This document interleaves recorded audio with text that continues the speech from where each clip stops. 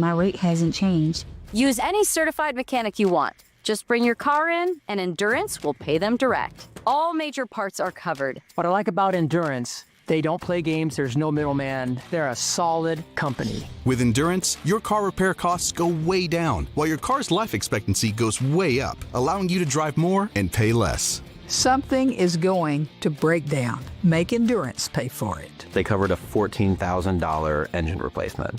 So, who's going to pay for your next car repair? You or Endurance? Whether you put 10,000 or 100,000 miles a year on your car, if it's less than 20 years old, Endurance has you covered with unlimited miles. Plus, your plan covers 24/7 roadside assistance anywhere in the country. Call right now to get $300 off any plan, plus a full year of our top-tier elite benefits, a $2,000 value free. And all Endurance plans come with a 30-day money-back guarantee. But you have to act now. Call 1-833-608-4174 for a free quote. That's 1-833-608-4174.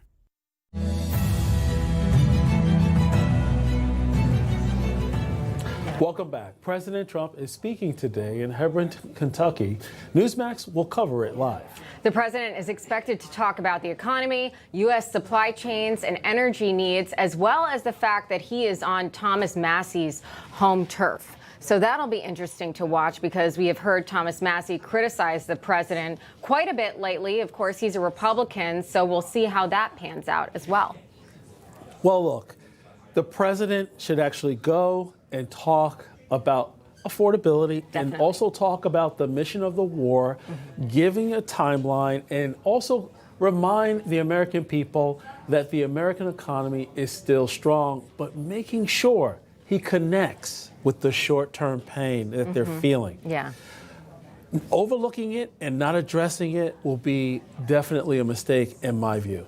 Yeah, it's so important for the midterms, especially now going forward. The Republicans need to get the messaging right. I believe the president has gotten the messaging right, but because the mainstream media refuses to acknowledge it, I agree with Cheryl Chumley in that I think that the Democrats are trying to hold on to this affordability issue and oil prices as to the president's lack of strategy. And I think that is not accurate. The president and Secretary of War Pete Hegseth, they have laid out the strategy very clearly. It's only been about a week and a half or so, and we have to, yes, it is difficult for people at the pump, but we have to give it a little bit of time. Well, the president, you know, he loves the American. Go behind closed doors to witness biblical counseling with real people. Transformed, Monday and Thursday on the Dove TV, encouraging and informative.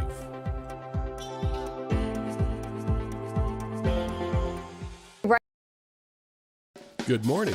You're tuned to the Dove, encouraging and informative, helping Oregon, Northern California, Idaho, and Nevada start the day with news and encouragement. This is Mornings on the Dove. Well, good morning to you. Happy Wednesday. Welcome to Mornings on the Dove. This is the happening place. It's better than, Mr. Rogers' neighborhood. That's for sure. We're 10 years older now. Yeah. We hung up our cardigans and left our jackets on. There we go. Yeah. And the little train will come by here in just a minute.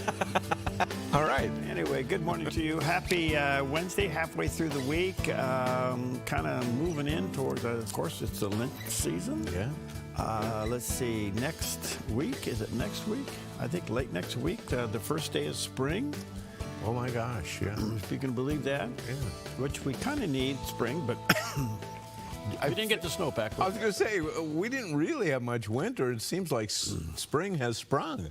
Well, we're getting the rain. That does help, too. But we just need a little more snow up there. But anyway, good morning to you. A lot going on in the news. There always is. And we got a lot of extra things to kind of throw around out there. Our state has got some interesting things now that the legislature has kind of shut it down for the short term and the crazy things that come out of that. So anyway, good morning to you. Hope your cereal has a lot of sugar on it.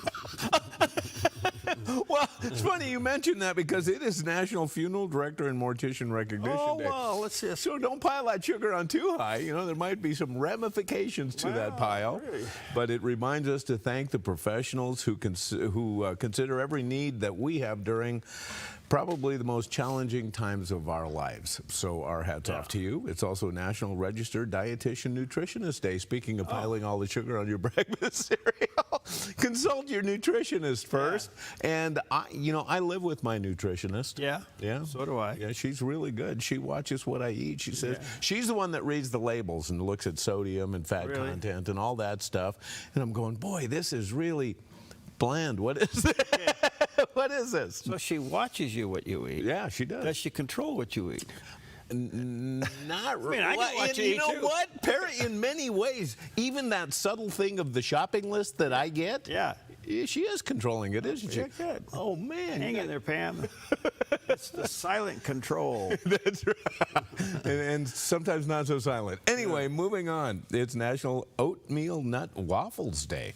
Oatmeal nut waffles. Oatmeal nut waffles. It celebrates a healthier version of a classic waffle. Whole grain oats and chopped nuts mixed into a waffle recipe is a delicious, healthy way to start your morning. How about that? I don't know if I've ever seen one, let alone eat one. But it looks good. Yeah, it does. Little slices of bananas on top. You can do lots of different stuff with it. Or you can just have apples with it, because it is National Johnny Appleseed Day. He was a real-life American pioneer known for planting apple trees, his kindness, and his eccentric lifestyle. His real name was John Chapman. He was born in 1774. His father was a Minuteman who fought in the Revolutionary War. He wore weird things. He wore a tin pot on his head as a hat, a coffee sack for clothing, and sometimes went barefoot, even in the snow. He didn't just scatter seeds randomly, though. He created small nurseries with fences to protect young trees, left them with neighbors to care for. And the apples that he planted were small and tart, used mainly for making hard cider and applejack. And he was a vegetarian and an animal lover. But you know what? After I read all this stuff, he wandered around. He dressed in weird clothes. I thought, he was the first hippie. But you know what? He wasn't. You know what he was? He was maybe a little bit of Donald Trump. He was a land baron. He bought land for his nurseries and eventually owned over 1,200 acres across several states. And what he did was the government and landowners gave out tracts of land to people if they promised to plant so many fruit trees. He would go in, and he had a knack for knowing which way the westward expansion would go in the early 90s, and he would say, this is a route that will be traveled, and he would go in and claim those areas, and he would plant the trees, and then he would sell them to the settlers when they moved in. So they already had the required number of trees for a tract of land, and the guy was like a land baron. Good. Johnny Appleseed. Johnny Appleseed. I thought he was just the first hippie, but no. But anybody that wears a pot on his head, you kind of wonder. Well, it looks suspicious. What he was sniffing, Oh gosh. Did he go up to Columbia Gorge? Because that's where all the apples are. No, he didn't make it this far. He basically, the westward expansion at that time was basically in the Midwest. Okay. Yeah.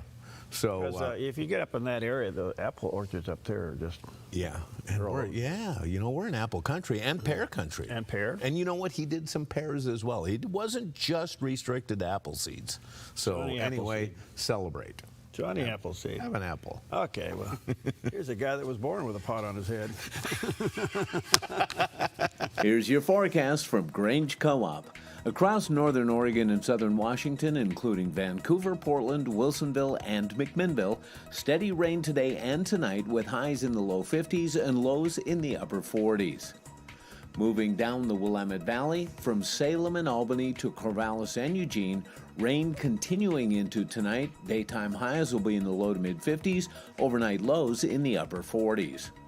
Across central Oregon, a chance of rain and snow with highs near 55 in Prineville, 50 in Bend, and near 48 in Sun River. Over in Boise, Idaho, partly sunny with a high near 56 and low in the low to mid 40s. Along the Oregon coast from Coos Bay and Port Orford down to Brookings and Crescent City, California, mostly cloudy skies with scattered showers, highs in the mid to upper 50s and lows in the mid to upper 40s. In southern Oregon, a slight chance of showers with a high near 60 in Grants Pass, partly sunny and near 60 in Medford and 58 in Ashland, partly sunny in the Klamath Basin with highs in the upper 50s. Into Northern California with spring-like weather, partly sunny and low 60s in Wairika, and mostly sunny with daytime high temperatures near 76 in Redding and Chico, and sunny and 77 in Sacramento. Around the Bay Area from Santa Rosa and Napa through San Francisco and San Jose, enjoy partly to mostly sunny skies and warm temperatures. Highs will be in the low to mid 70s and overnight lows in the upper 40s to low 50s. It's your Wednesday forecast from Grange Co-op. There we go, our city, with all the lights. Beautiful. It's hard to believe that's the road. I know. Just stunning. I have flown an airplane over the LA basin at night. Oh, really? Yeah, and it looks like that. Whoa. Let me ask you, when you're flying across the LA basin, do you have to watch certain corridors? Oh, well, you're total in air traffic control. Really? Oh, yeah. They tell you how high, what heading. I mean, you come over the hill into the basin, somebody's telling you what to do. Are they nice about it? Oh, yeah. Okay. Yeah, ATC guys are really good. Okay. Gals, they're all good. All right. Yeah. Excellent. All right. Well, I think we have all had a time or two in our life where we look back in hindsight and we think, God really protected me through that stretch of my life, no matter what those circumstances may be. But how do you stay under God's protection? Well, here's Bayless Connolly with an answer. Some people, they'll call it bold faith, but it's actually arrogance. I believe in having bold faith and trusting God with your life and putting your life on the line because His Word can be trusted. But the Scripture says wisdom is the principal thing. And so, yes, I want to have bold faith, but I want it to be coupled with the wisdom of God, because I cannot step out from under the canopy of God's wisdom and have my faith in God operate. My faith in God operates when I stay within the boundaries of God's wisdom. In fact, I think when we step out from under, what God has told us to do, that many times we step out from under God's protection and out from under His provision. I get that. I totally get that. I think that faith is certainly a gift. Some people have, everybody's given a measure of faith. Yeah. Okay, so that could be different. But sometimes people use their gift in an arrogant way and and it lacks wisdom. Yeah. And you get yourself in trouble. If you have the gift of faith, greater than other people, it should humble you. Yeah. It almost should scare you. Yes. In a right way. Right. In a reverential way. Okay. Good stuff. All right. Good morning to you. Let's take a look at some of the top stories. And there's a ton of them out here this morning, so we'll kind of work our way through this. But yesterday, the president, as well as the Secretary of War, basically said they're going to ramp up the efforts and to a point where they are just going, they said in the next 24 hours, 48 hours, it'll be some of the heaviest activity they've had in the war so far. The main thing is to finish off the missiles and to open up the Strait of Hormuz. And as you know, you mentioned earlier, they were trying to put some mines out there, but they didn't get very far. Yeah, apparently they sunk 16 boats that were laying mines in the strait. Yeah. So they're coming down to the point where Iran is pretty much out of armament, but what they do have is somewhat uncontrollable. So they got a ways to go, but the president basically saying, since they have not come to the table, so to speak, basically surrender, unconditional surrender. Yeah, right. They're going to get hit even harder. But I will say this, it's not indiscriminately. They are targeting things and places, and they've been pretty accurate with that. In the meantime, the Secretary of State said at a week and a half into the conflict that it's going as hoped for, and here's what he had to say. On day 10 of Operation Epic Fury, we are winning with an overwhelming and unrelenting focus on our objectives, which are the same as the day I gave my first briefing here on Operation Epic Fury. They're straightforward, and we are executing them with ruthless precision. 1, destroy their missile stockpiles, their missile launchers, and their defense industrial base, missiles and their ability to make them. 2, destroy their navy. And 3, permanently deny Iran nuclear weapons forever. It's a laser-focused, maximum authority mission delivered with overwhelming and unrelenting precision. No hesitation, no half measures. As President Trump declared yesterday, we're crushing the enemy in an overwhelming display of technical skill and military force. Wow. Well, there you go. Yeah. And in the meantime, the president mentioned a couple of days ago Cuba and all of its issues going on. Cuba is really in a bad way. Their main source of revenue, so to speak, was the oil that came from Venezuela. That's not happening. That kept them alive, yeah. And even though where the focus has primarily been on Iran, White House spokesperson Caroline Leavitt talks about Cuba, and it's being looked at very seriously from the White House. The president's made it quite clear, it's his belief, based on fact, that the Cuban regime is bound to fall. The country is obviously in a very weak place, economically speaking. The people are crying out for help, and the president believes and knows that the Cuban regime wants a deal. So as you know, Secretary of State Rubio has been engaged in those conversations as directed by the president. Well, I don't know. You know, I can see where the president isn't getting sleep at night because he's got so many fronts going on. Yeah. You know, maybe he now knows what it's like to be Netanyahu.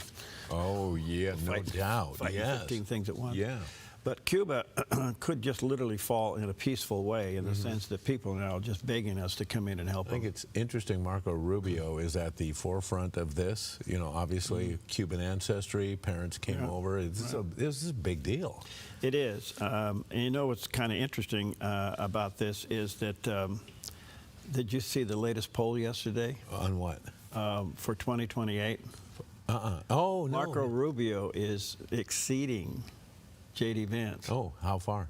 Well, they're up there real close. Okay, all right. More and more people are speaking out about Marco Rubio. I don't know how the two of these guys are going to handle this because they're buddies and they respect each other. I know. So, but you know, you got to be careful not to get drug into the media war thing. Who's older? Who's older? Yeah. I don't know. Yeah. That's a good question. I don't know. In the meantime, the high-stakes U.S. Senate race in Texas, the current Texas Senator Cornyn is, you know, up for re-election, and he's running off the he's running against, I should say, against Texas Attorney General. Well, as you know, yesterday the president said that he will not sign anything until everybody is on board with the SAFE Act, which is the voter registration. Yeah. Apparently Cornyn is kind of dragging his feet on it. Really? Yeah. Now, guess what? What if? Now, he's denying, Senator Cornyn is denying that he's getting pressure from MAGA to be on board with the SAFE Act. Okay. With all due respect, through the years, he's become a rhino. It seems to be, yeah. Okay, but what if he keeps dragging his feet and right in the middle of this, the president threatens to endorse Paxton? Do you know which way the president is leaning on this? No, I don't. What his relationship with these guys are? I don't know, but I do know this, that if he gives it to Cornyn, he's going to have to say to Cornyn, you're going to be in my pocket for 2 years. Okay. I mean, look, this is hardball politics. Yeah. So, anyway. Wow. Well, a little bit of a soft story here this morning. I got two of them. Really? Yeah. Okay. Erica Kirk was appointed by the president yesterday to the Air Force Academy Board. Oh. I didn't know that was a presidential assignment. I didn't either. But he appoints her primarily because the academic board monitors the academic or the academy's morale, and curriculum and academic programs. This is kind of interesting. I did not know that the president, that's a presidential appointment. So anyway, kind of interesting on that one. Yeah. Okay, and then the last story, let's have a hurrah here. Okay. As you know, it's going to be our 250th birthday of the United States. It's the Declaration of Independence, not the Constitution. Which basically is our birthday because that's when we declared we are a nation. Yeah. Yeah. And told the guys across the pond, have a nice day. Yeah, and if you want to do something about it, we'll see you in it. Yeah, good luck. Come on over. Yeah, come on over. Yeah. Well, what? Visitors to Mount Rushmore National Memorial will celebrate America's 250th birthday with the return of fireworks. Really? Yeah. they did away with that. Oh. But on July 3rd, they are going to do a big fireworks show at Mount Rushmore. Whoa. Wouldn't that be cool to be there? Absolutely. You know. Oh, that would be wonderful. Oh. Whose face do they put up there next? That's a pretty good question. Yeah. You have any feelings about it? I have a preference. I'd rather see Reagan than Trump. Okay. All right. Yeah, but you know, send Jerry a letter. Reagan's the guy that, I mean, Trump's the guy that's got the power to rename things like the Trump Kennedy Center. Yeah. Put a new little head up on Mount Rushmore. No, he shouldn't have done that. That's my opinion. I know. You know, but anyway, fireworks at the big party. That's kind of cool. That's great. I think we're going to see a 4th of July like we have never seen before. Yeah. And you know what? I think us in the West, when we hear such things as fireworks on the 4th of July, we think, well, what's going to burn down? It's like, no, this is wilderness out there. That's Hopefully really we nice. have a lot of water around for that show. Yeah. All right, those are some of the top stories on this Wednesday morning, and we're looking for walnut. Yeah, we're looking for oatmeal walnut pancakes. Oatmeal nut waffles. You talk about a cholesterol eater. Yeah. Well, actually, it gives it to you and takes it away. All in one bite. Yeah. One bite. I love it. All right, we'll be right back.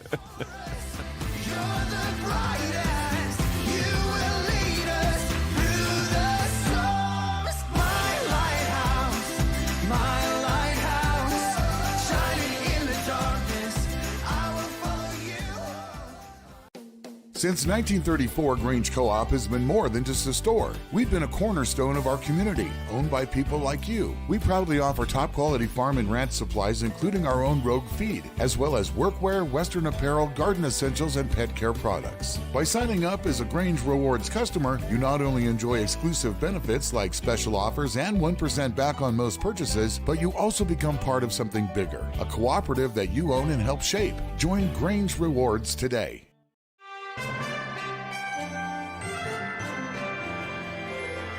From the heart of our nation's capital, here's Family Research Council President Tony Perkins. The House committee uncovered through the whistleblower that the FBI abused its counterterrorism tools to target Catholic Americans. Do we need to reevaluate what tools they have legal access to? Yes, absolutely we do. Washington Watch, 6 o'clock weekdays on the Dove TV. A ministry moment on the Dove. And are you willing to say yes to the claims of Christ, that he is the Son of God, and that you want him to come into your heart and forgive your sins, and you want to know it? Oh, I know. Many of you have been baptized and confirmed. Most of you perhaps are members of some church, or you're identified with a church, or maybe you go to church 2 or 3 times a year. I don't know whether you do or not, but I'm sure a lot of you do. But you're not sure. You couldn't stand here tonight and say, I know my sins are forgiven. I know I'm going to heaven. God is willing to forgive all your past tonight because of the cross. God is willing to say, I forgive you because he loves you. And God is interested in you as though you were the only person in the whole world. And you can receive him tonight. Happy Wednesday. How you all doing out there? Doing okay? Nice weather and kind of spring teas. You know, the blossoms are out like crazy. Yeah. We're out a little early. Yeah. But, we'll see what happens. We have the pear blossom event comes up. That's a biggie here in Southern Oregon. Yeah. So anyway, a lot going on. Some backyard looking at, as you know, our legislature here in Oregon, during the even years, they have a short session. Thank God it's over. But the results is still kind of bumpy. The biggest thing was the governor tried to, or did succeed in moving the citizens' referendum on the gas tax from the November election to the May election. Okay. The question is, can she do that? When there's a citizens' referendum, which is basically the people's will over the government, for the government again to come over the top of the will of the people. And so this is a big argument. It has gone to the courts in Marion County, and the attorneys appeared in court yesterday to give the case, and the Marion judge will decide this week whether to block the state's lawmakers from changing the date of the vote on the tax fee increase and move opponents that say it would be a heavy-handed attempt to alter what voters want. So, look, my only concern about this, Marion County, purple to blue. Okay. And I don't know the judge. Well, that's the key, and that's my question. Who's the judge? Because these days, it seems the decisions are based upon the political background of the judge ruling on the case. Yeah. I just don't know. I think if you were to look at this without all the politics, they can't do this. Referendums being what they're doing. Yeah. We live in a day where the rules are only for everybody but Democrats, and so we'll see what happens with judicial activism. Yeah. The term of the day. So the other thing is, could it be appealed? And so this is going to get messy. Yeah. In the meantime, I still haven't heard. I tried to find out yesterday. We know that the legislature went past the due date of having, excuse me, having their argument in the voters pamphlet. Oh, yeah. And I don't know if the rules were bent for that. Of course. So anyway, we could hear this week. Today's Wednesday. Next couple of days, the judge could rule on that. All right. Our own backyard. I saw this on social media, and I thought, what's going on? Well, it made headlines. Large layoffs have begun at Harry and David. Oh. Reports of at least 100 layoffs. It seems to be somewhere in the supervisory role at level positions. And there's without explanation. For those who don't know, Harry and David is one of our, icons here in Southern Oregon. And they're owned by 1-800-Flowers.com. Oh. And, they produce these gift box, the Moose Munch pears, all that. So I'm not sure what's going on. I did look and see that apparently their earnings were down. So what do you do when the earnings are down? You cut expenses. You cut operations a little bit. So we'll see where this goes. But apparently Harry and David is not responding to the story, but people on social media are. Really? Yeah. So Harry and David is owned by 1-800-Flowers.com? Yes. That's been quite a while. Yeah. This is, since I've been here, I think this is like their 5th owner. Oh, man. From the original family. Does anybody own themselves anymore? Everybody's part of a major conglomerate these days, aren't they? The Dove is independent. There you go. You are right. The Dove Media, Inc. Yeah. is a local company. We have a great board of directors. We function as a local entity. We are not a conglomerate like other media sources in this town are. Outstanding. I'm glad I asked that question. That is, you are right on the money. Yeah, don't get me going. But no, that's awesome. I think love it's, it. quite frankly, I say this in a humble way, but I'm proud of it. You should be. Yeah. Absolutely. All right, the other one is, remember the historic Prospect Hotel that went closed down and kind of folded? Very sad circumstances. Well, apparently the new owners have come in, bought the 5.6 acres for $1.5 million. Okay. And they have big plans with the hotel and the acreage and the old hotel. The motel in the hotel. And apparently some employees from the Explore U.S. Park employees will use some of the motel things. Okay. But the plans include reopening it for the citizen, or for the public, and coffee and ice cream shop is planned. No kidding. Yeah. All right. All right. I mean, that's just worth the drive up there on your little old motorcycle or your, or whatever. Whatever you got. Yes. Yeah. Going up there. But congratulations. I'm glad that got saved because, man, those things are just hard to come by. Absolutely, yes. So good stuff all the way around. Those are some of the top stories on this Wednesday morning as Jerry is salivating for his waffle. Nuts and oatmeal and, oh my goodness. So if you had a choice of syrups, and they're all out there. Okay. You got maple, you got blueberry, you got lemon, you got orange, you got apricot. What do you pick? Blueberry. Blueberry. Yeah, blueberries are really good. Antioxidants, sweet. And when it comes to blueberries, don't get the cultivated berries, get the wild blueberries. They're smaller, they're higher in antioxidants, they have that more natural flavor. Now, I got to say this. You working for the industry?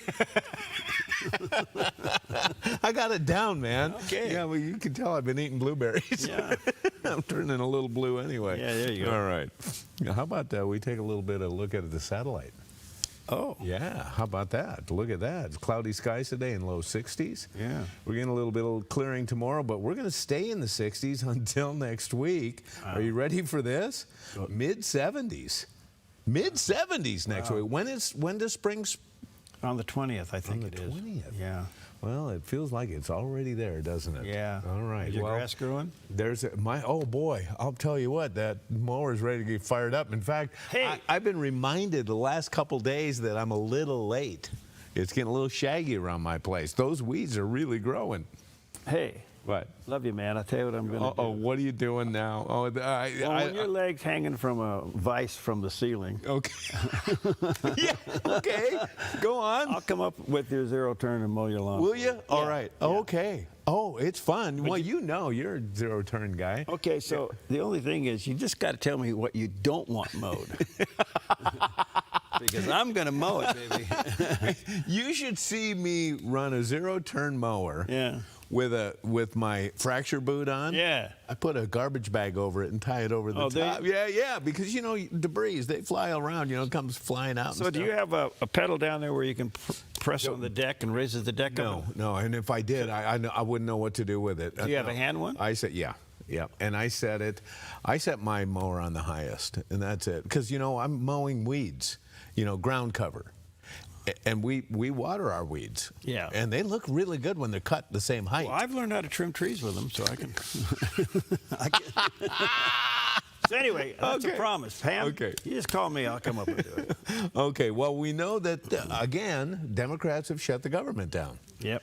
We keep hearing discussions about, are we safer? Well, that's a good conversation to have, especially because DHS is having problems with that. Carolyn Levitt urged Democrat lawmakers to fund DHS after the recent IED bombs in New York City.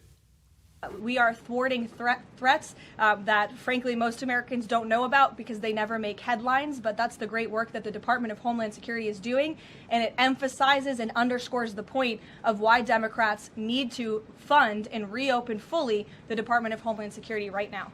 Did this show some vulnerability, this attack on the streets of New York City? Of course. Yeah. But I just don't know, I've been watching the TSA lines, and they were backed up. Now they're working through this. Yes. And they're getting flowing. Yes. I mean, you get into a big airport like Atlanta or some of these San Francisco or whatever you go, you could spend a week there. Mm-hmm. Somebody have to throw you a hamburger because you don't want to get out of line. Something's got to be done. But that's I don't understand this. We're in a war, right? Mm-hmm. Right. And the Democrats don't want to protect the American citizens. Exactly. They keep getting on the wrong side over and over again. Well, New York Representative Maliotakis called on Dems to fund DHS and bring up staffing levels due to serious threats from sleeper cell activity on Tuesday's National Report. Well, look, under the 4 years of President Joe Biden, we saw millions of people entering into our country where they had no interaction with Border Patrol. They had no interaction with government officials. We don't know who they are, where they are, or what their intentions are. That is very frightening, and that is all the more reason why we need to ensure that the Department of Homeland Security is fully funded. Now, in addition to that, we know that we caught dozens of terrorists at our southern border. Some were from Iran. And thankfully, we were able to intervene those. But who are the others that are floating around this country that we may not be aware of? And I think that is why we need to make sure that our law enforcement is fully funded. The Department of Homeland Security conduct its counterterrorism, its cybersecurity issues, and they can also make sure that our TSA, our Coast Guard, and all our law enforcement are being paid so the staffing levels are where they need to be. Mm-hmm. It's just staggering. Yeah. I mean, we're putting up with this. I know. Yep. It's just crazy. Okay, well, we'll take a quick break. We'll be right back.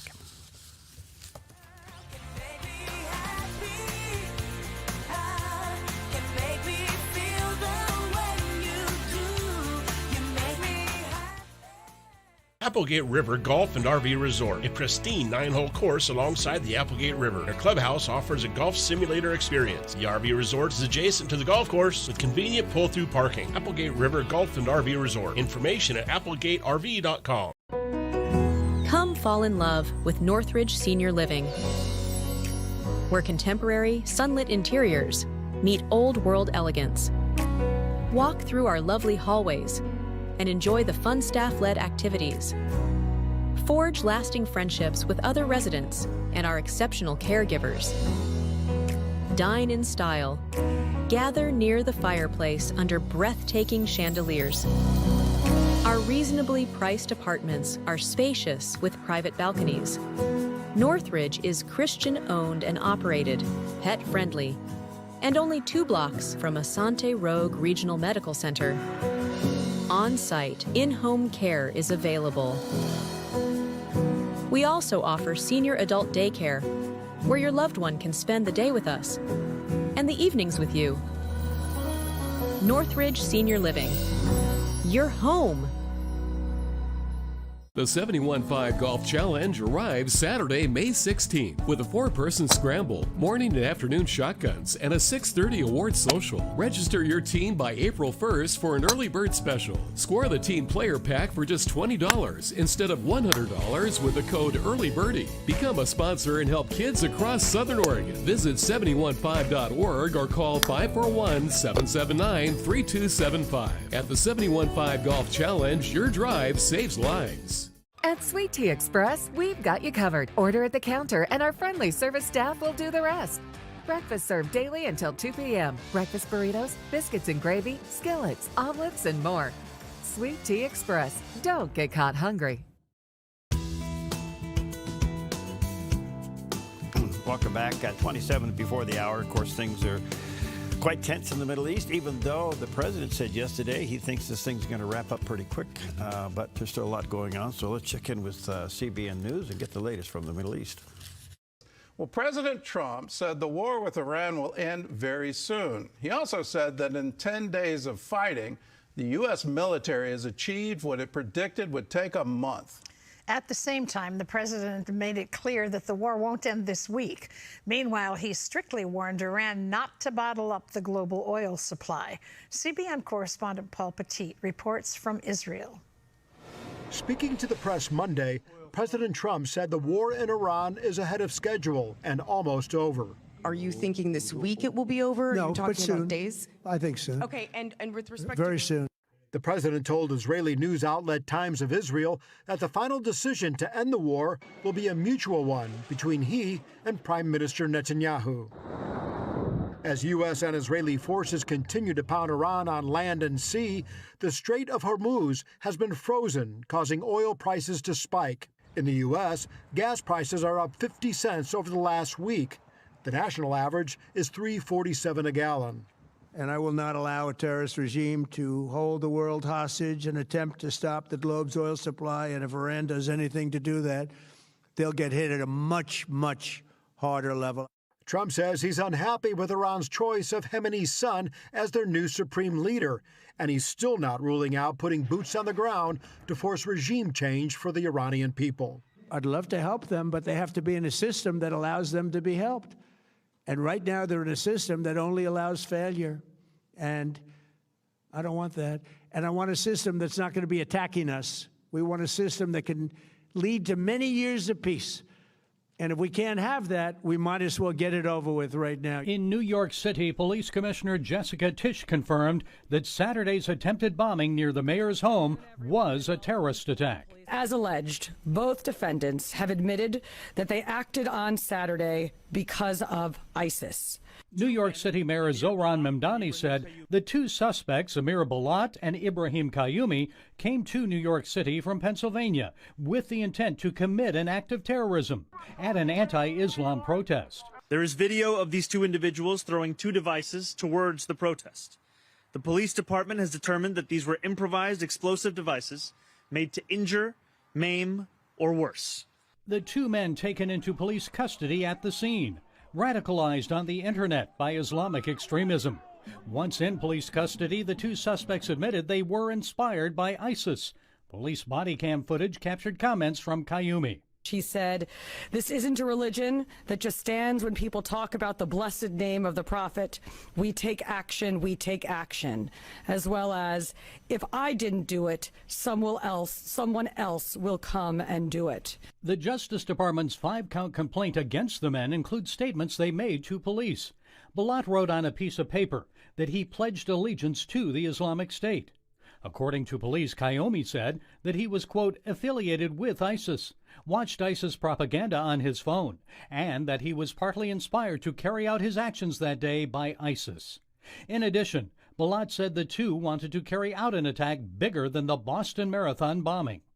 Police Commissioner Tisch confirmed the devices were IEDs, improvised explosive devices that could have caused serious injury or death. Police analysis showed one of the IEDs contained the substance triacetone triperoxide, known as TATP. Now, TATP is a dangerous and highly volatile homemade explosive that has been used in IED attacks around the world. Our bomb squad then rendered safe both devices. As the U.S. bombing campaign in Iran expands, the FBI and New York City police are on high alert, working overtime to safeguard Americans from additional ISIS and Iran-inspired terror attacks in the days ahead. Gary Lane, CBN News. Sit down, Jerry. Oh, sorry about that. I was just trying to tuck everything, make sure we're all in place here. That was kind of quick. I'm going to bail you out. That was a sudden return, wasn't it? Yeah, do the weather so he can tuck his shirt in. We'll be right back. Okay. Here's your forecast from Grange Co-op. Across northern Oregon and southern Washington, including Vancouver, Portland, Wilsonville, and McMinnville, steady rain today and tonight with highs in the low 50s and lows in the upper 40s. Moving down the Willamette Valley, from Salem and Albany to Corvallis and Eugene, rain continuing into tonight. Daytime highs will be in the low to mid-50s, overnight lows in the upper 40s. Across central Oregon, a chance of rain and snow with highs near 55 in Prineville, 50 in Bend, and near 48 in Sun River. Over in Boise, Idaho, partly sunny with a high near 56 and low in the low to mid-40s. Along the Oregon coast from Coos Bay and Port Orford down to Brookings and Crescent City, California, mostly cloudy skies with scattered showers, highs in the mid to upper 50s and lows in the mid to upper 40s. In southern Oregon, a slight chance of showers with a high near 60 in Grants Pass, partly sunny and near 60 in Medford and 58 in Ashland, partly sunny in the Klamath Basin with highs in the upper 50s. Into northern California with spring-like weather, partly sunny and low 60s in Wairika, and mostly sunny with daytime high temperatures near 76 in Redding and Chico, and sunny and 77 in Sacramento. Around the Bay Area from Santa Rosa and Napa through San Francisco and San Jose, enjoy partly to mostly sunny skies and warm temperatures. Highs will be in the low to mid-70s and overnight lows in the upper 40s to low 50s. It's your Wednesday forecast from Grange Co-op. There's a picture of our beautiful valley. We call that home, Rogue Valley, Southern Oregon. And one more like that. I'm just kind of amazed by that because I know we're growing, but I know that much? Yeah. Wow. Okay. It is beautiful. A big day in television history today. One of my favorites of all time. It was on this day, 1989. The television audiences got a raw new look at life on the streets. And that's when the reality series Cops made its TV debut. Bad boys, what you gonna do? What you gonna do? Bad boys, what you gonna do? What you gonna do when they come for you? Created by John Langley and Malcolm Barber, the show followed real police officers with handheld cameras as they patrolled neighborhoods, responded to calls, and made arrests. The timing was perfect. A writer's strike had left networks scrambling for new programming, and Cops required no script, just cameras and real life unfolding in front of them. The first episode featured deputies from the Broward County Sheriff's Office. Over the years, the show filmed in more than 140 cities and aired more than 1,000 episodes, becoming one of the longest-running programs in television history. And of course, it came with one of TV's most recognizable theme songs, Bad Boys by Inner Circle. For decades, when viewers heard Bad Boys, What You Gonna Do?, they knew exactly what was coming next. That show, and I love it more than my wife does. She doesn't call it to cops, she calls it Baby's Gone Bad, because everybody's somebody's baby to her, and those parents needed to sit on that child a little bit more, because these are babies gone bad. Baby's Gone Bad. That's a better name. It is. Okay. Well, I tell you what, there's one thing about this administration that does give me pause for encouragement. I realize the president gets a lot of some people just flat hate him. Yeah. I get that. Yeah. Okay, and the whole thing about his personality. Oh, yeah. But there's a constant thing happening behind the scenes that just kind of gives me pause that there's something else going on, and it's the prayer gatherings that are held at the White House. Yeah. There was a picture that we showed here a couple of weeks ago, moments before the president went in to do the State of the Union address. His cabinet had gathered in a room off from the aisle to have prayer, and they showed them there with their arms around each other and everything else. And so a group of Christian pastors and faith leaders prayed for guidance, protection, and strength for the president as he leads the country during this Middle East conflict. And here's a little bit of it.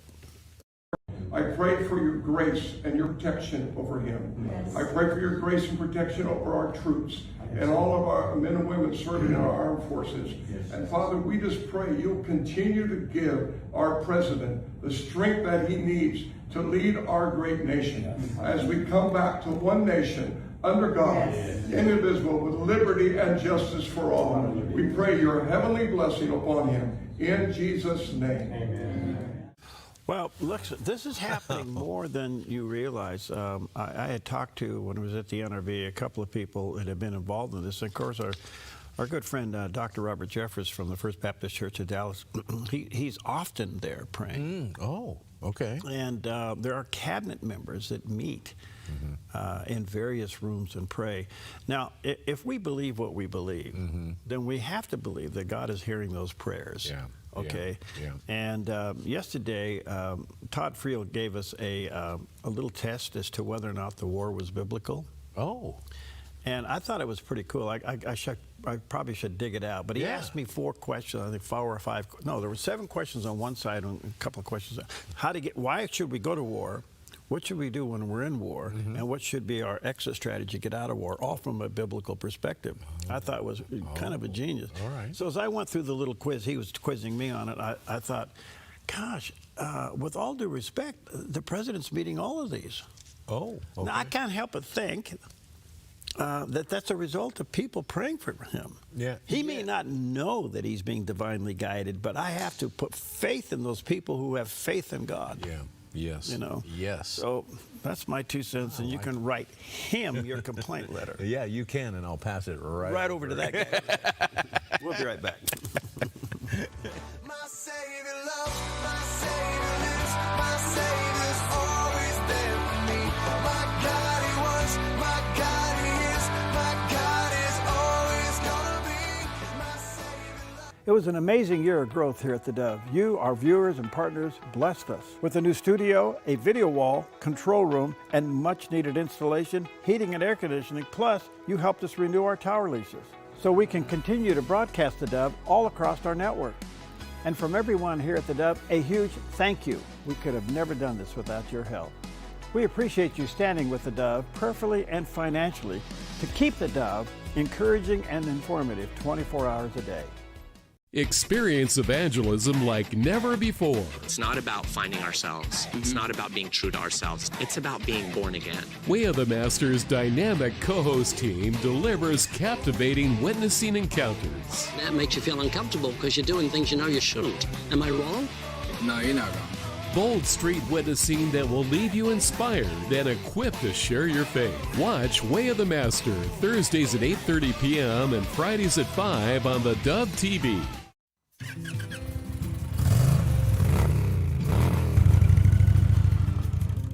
Panoramic Moto Tours was born really out of my passion just to ride, graze back roads and the scenic highways in our beautiful Northwest. God put it on my heart to share the experiences and invite others.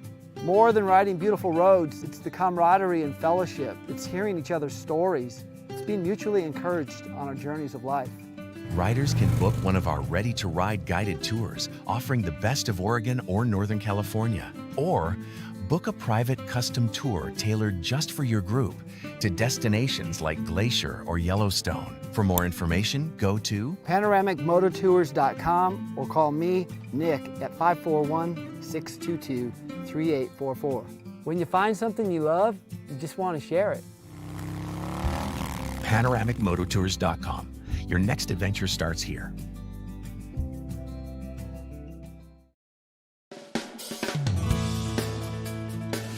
All right, good morning to you. Welcome back. About 13 minutes before the top of the hour on a beautiful Wednesday morning. Jerry's here. He has interesting things on his pancakes. All right, well, listen, how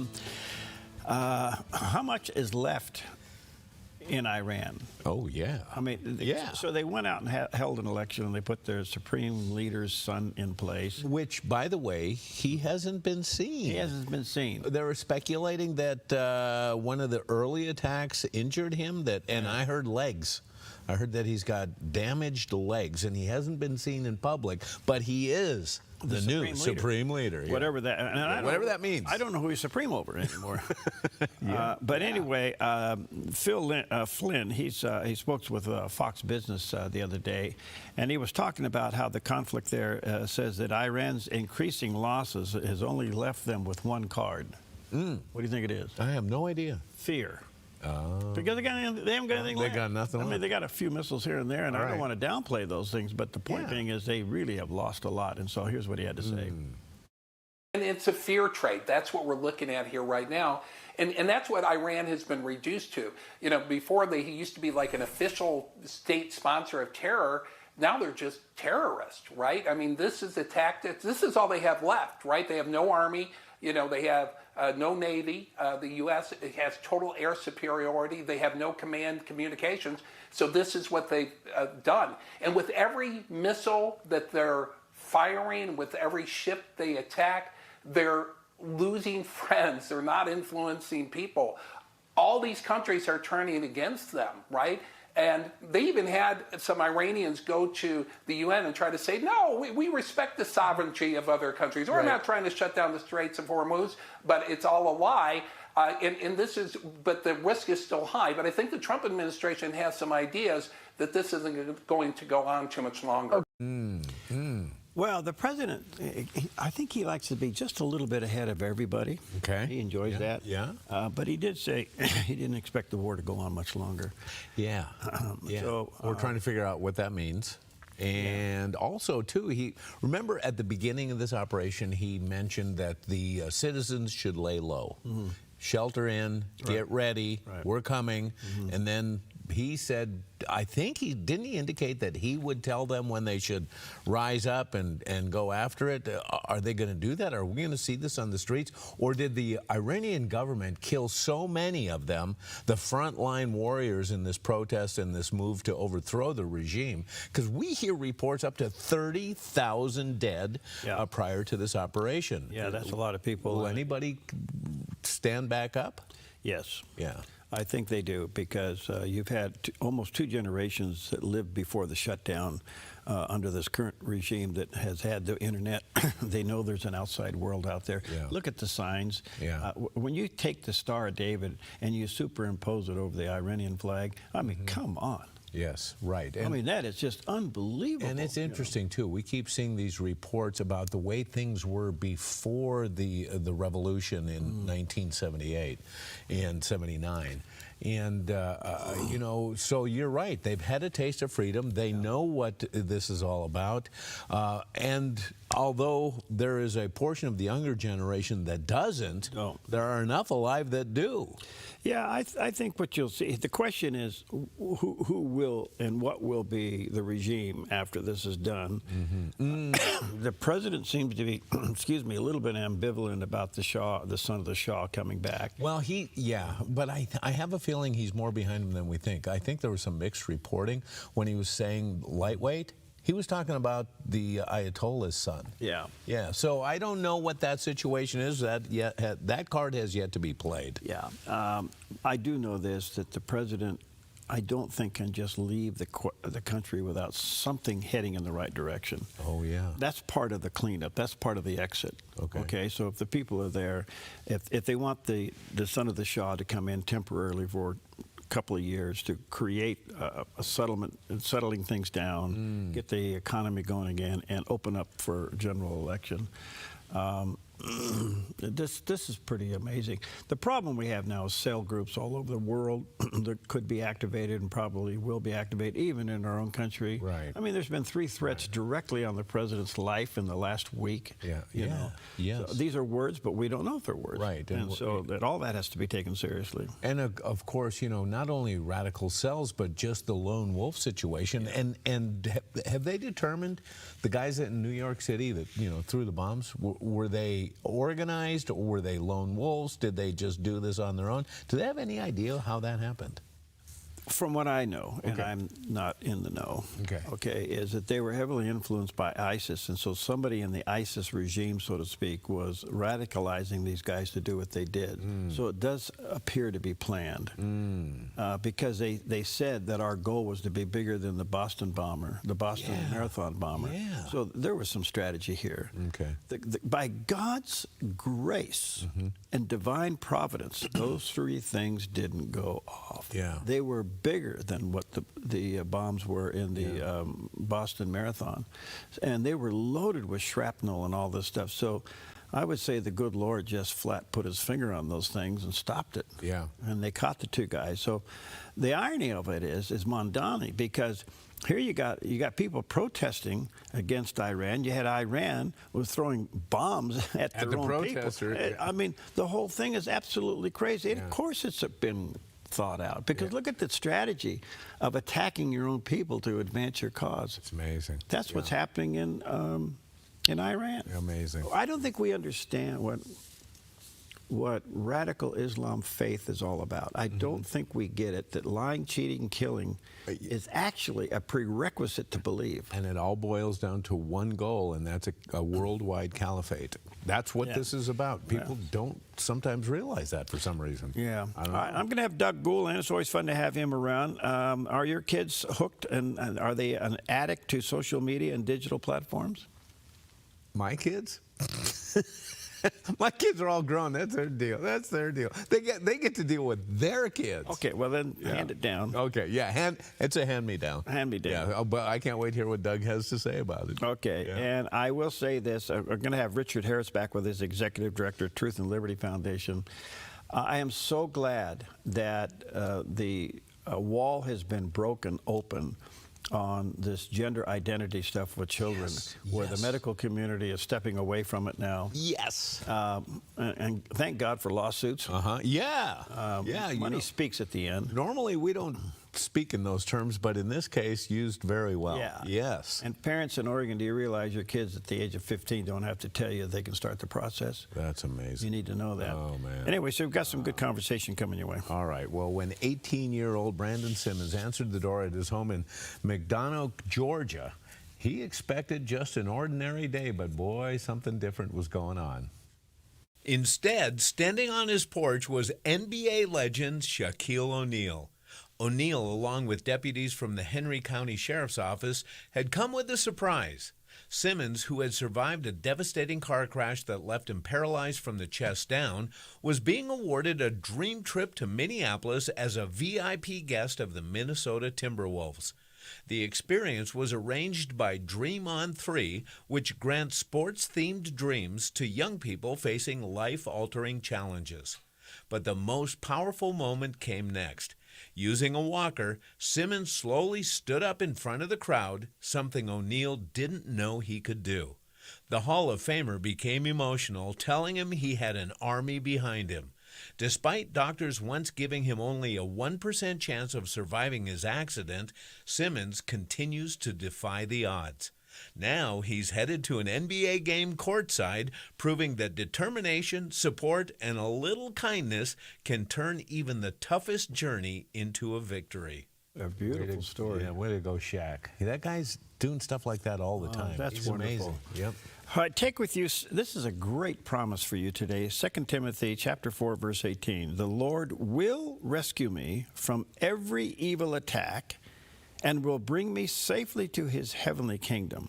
To him be the glory forever and ever. Amen. Amen. All right, you're on the right side, folks. All right, stick around. We're going to go look for some walnut pancakes. Out of all the voices calling out to me, I will choose to listen. Since 1934, Grange Co-op has been more than just a store. We've been a cornerstone of our community, owned by people like you. We proudly offer top-quality farm and ranch supplies, including our own Rogue feed, as well as workwear, Western apparel, garden essentials, and pet care products. By signing up as a Grange Rewards customer, you not only enjoy exclusive benefits like special offers and 1% back on most purchases, but you also become part of something bigger, a cooperative that you own and help shape. Join Grange Rewards today. Applegate River Golf and RV Resort, a pristine 9-hole course alongside the Applegate River. Their clubhouse offers a golf simulator experience. The RV Resort is adjacent to the golf course with convenient pull-through parking. Applegate River Golf and RV Resort. Information at applegaterv.com. Experience evangelism like never before. It's not about finding ourselves. It's not about being true to ourselves. It's about being born again. Way of the Master's dynamic co-host team delivers captivating witnessing encounters. That makes you feel uncomfortable because you're doing things you know you shouldn't. Am I wrong? No, you're not wrong. Bold street witnessing that will leave you inspired and equipped to share your faith. Watch Way of the Master Thursdays at 8:30 p.m. and Fridays at 5 on the Dove TV. Fish Lake Resort has everything you need to make fun memories and traditions all winter long. Join us every Saturday night for prime rib dinner. Explore our scenic winter trails. Enjoy some great fishing, or spend all day playing in the snow, and then settle in for a cozy night in one of our warm winter cabins. Visit fishlakeresort.net today to plan your visit. Stewardship begins with the knowledge that nothing belongs to us, but everything belongs to the Lord. This helps us to run a business not in the fear of lack, but in the assurance of His care and provision. Such a perspective eliminates the drive to sell and replaces it with a heart that says serve. This begins with serving our clients and coworkers with integrity and genuine care. That's why at Kelly's, it's automotive service with a heart for God and treating others as we ourselves would want to be treated. Our promise is to never sell our clients anything we don't believe they need. Another is to do all we can to meet other needs, such as shuttle service and loaner cars, or taking the time to really listen, even at times praying with our customers. Sometimes this means sacrifice, going above and beyond, but that's why I work for Kelly's Automotive Service, honoring God while serving people with honesty and integrity. You're watching the Dove TV, encouraging and informative for Santa Rosa and the wine country. Seen on KUKR 27 and these Dove TV affiliates. Good morning. You're tuned to the Dove, encouraging and informative, helping Oregon, Northern California, Idaho, and Nevada start the day with news and encouragement. This is Mornings on the Dove. Well, good morning to you and happy Wednesday. Welcome to Mornings on the Dove. Yes, this is 2 steps above Mr. Rogers' neighborhood. Without the cardigans, this is the place. Yeah, the little train's going to come by here in just a minute. Beautiful day in the neighborhood. Yeah. Anyway, it is a beautiful neighborhood. Yes. Back there. Yeah. All right, good morning to you and more good weather coming. So we're about a week away or so from spring. Oh, kind of interesting. Yeah, the weather is ahead of the calendar, isn't it? Yeah, it is. Man. Wow. We need some more snow. I doubt we're going to get that, but we could get some, April showers. We'll see. Anyway, good morning to you. A lot going on in the news. There always is, and we'll do our best to kind of highlight some of these things for you. And we got some good things to deal with today. Absolutely. The first one is National Funeral Director and Mortician Recognition Day. Reminding Somebody has to do it. Somebody has to do it. Yeah. It reminds us to thank the professionals who consider every need during the most challenging time in our lives, and that is the death of a loved one is something that is very hard for us to get through, and the professionals that help us through that, our hats off to you. And I have a first cousin who was mortician in my little hometown in North Dakota. Really? Yep. And he is beloved by that town like you can't believe. Because, first of all, when you grow up in a little town, everybody knows everybody. Yeah. And we all know each other's business. Yeah. Unfortunately. Yeah.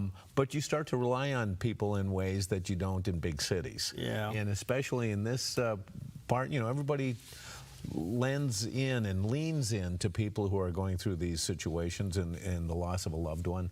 And so I've heard great stories. I heard great stories about my cousin, the mortician, at Trail Christian Fellowship from somebody who was going to church there.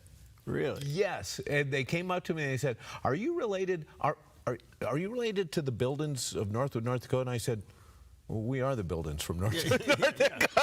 And she goes, "Well, do you have a cousin named James?" And I said, "Yeah, Jimmy, that's my older cousin." He goes, "Yeah, he's a mortician, and he has done such great things, and we've worked with him." And it was like, oh, wow. And they just told me how wonderful my cousin was. Wow. And he's still with us. So anyway.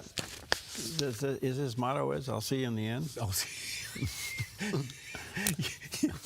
He did make a couple jokes about his dad. His dad lived a very long life, but he was heavily into nutritional supplements. I mean, piles of nutritional supplements. And Jimmy would always say, when Dad passes, I'm going to find out what this stuff really is. Okay, let's move. Well, I have a story about that. I won't tell you about it. But when my first job in broadcasting, we had to go to the county morgue. Oh. It was a requirement by the news department, the news director. And if you could make it through that, then you can go out on the streets and report stories. Yeah, okay. But, let me add another element to this. Yeah, please do. What do you, vanilla? Let's add faith into this. Yeah. My cousin, the mortician, is him and his wife, very, very strong in their faith. Good. And I think that's one of the things, that's one of the elements that ties this all together, and I think that's crucial. I mean, that's an important part. So our hats off to you. I don't know how I got stuck on this, but National Registered Dietitian Nutritionist Day. Let's do that. Okay. That's the people that look at what you eat. I'm married to mine, and she sent me a little note. About I mentioned it in the last hour that she controls the shopping list. Yeah. She had a few choice words about that to me. Oh, she already sent you something? Yeah, she sent me. Yeah. Wow. But it wasn't bad, but it was a little bit corrective. Well, I had to clarify that because you said Pam watches what you eat. Yeah. Well, we all watch what you eat. Does she control what you eat? Yeah, a little bit more. Okay, well, I'm moving on. Okay. It's National Oatmeal Nut Waffles Day. Yes, National Oatmeal Nut Waffles Day celebrates a healthier version of a classic waffle.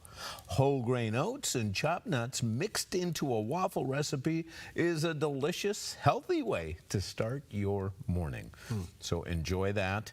And then if you're not up for that, have an apple because it is Johnny Appleseed Day. All right. And did you know Johnny Appleseed was a real-life American pioneer known for planting apple trees? His kindness and his eccentric lifestyle. His real name was John Chapman. He was born in 1774 in Massachusetts. His father was a Minuteman who fought in the Revolutionary War. He dressed very eccentrically. He often wore a tin pot on his head as a hat, coffee sacks for clothing, and sometimes he went barefoot even in the snow, just like when we used to go to school when I was a kid. Oh, boy. Uphill both ways. Oh, boy. Oh. Cry me a river. Yeah. That too. He didn't just scatter seeds randomly, though. He created small nurseries with fences to protect young trees and left them with neighbors to care for. Oftentimes he sold them to neighbors because it turned out in the day and age, I thought, I read all this about Johnny Appleseed and I thought basically this guy's the first hippie. He dressed weird, he wandered around, he kind of was a free spirit, but no. He was an entrepreneur because basically at that time in our history, the government was giving out free tracts of land to people who would commit to planting so many fruit trees per acre.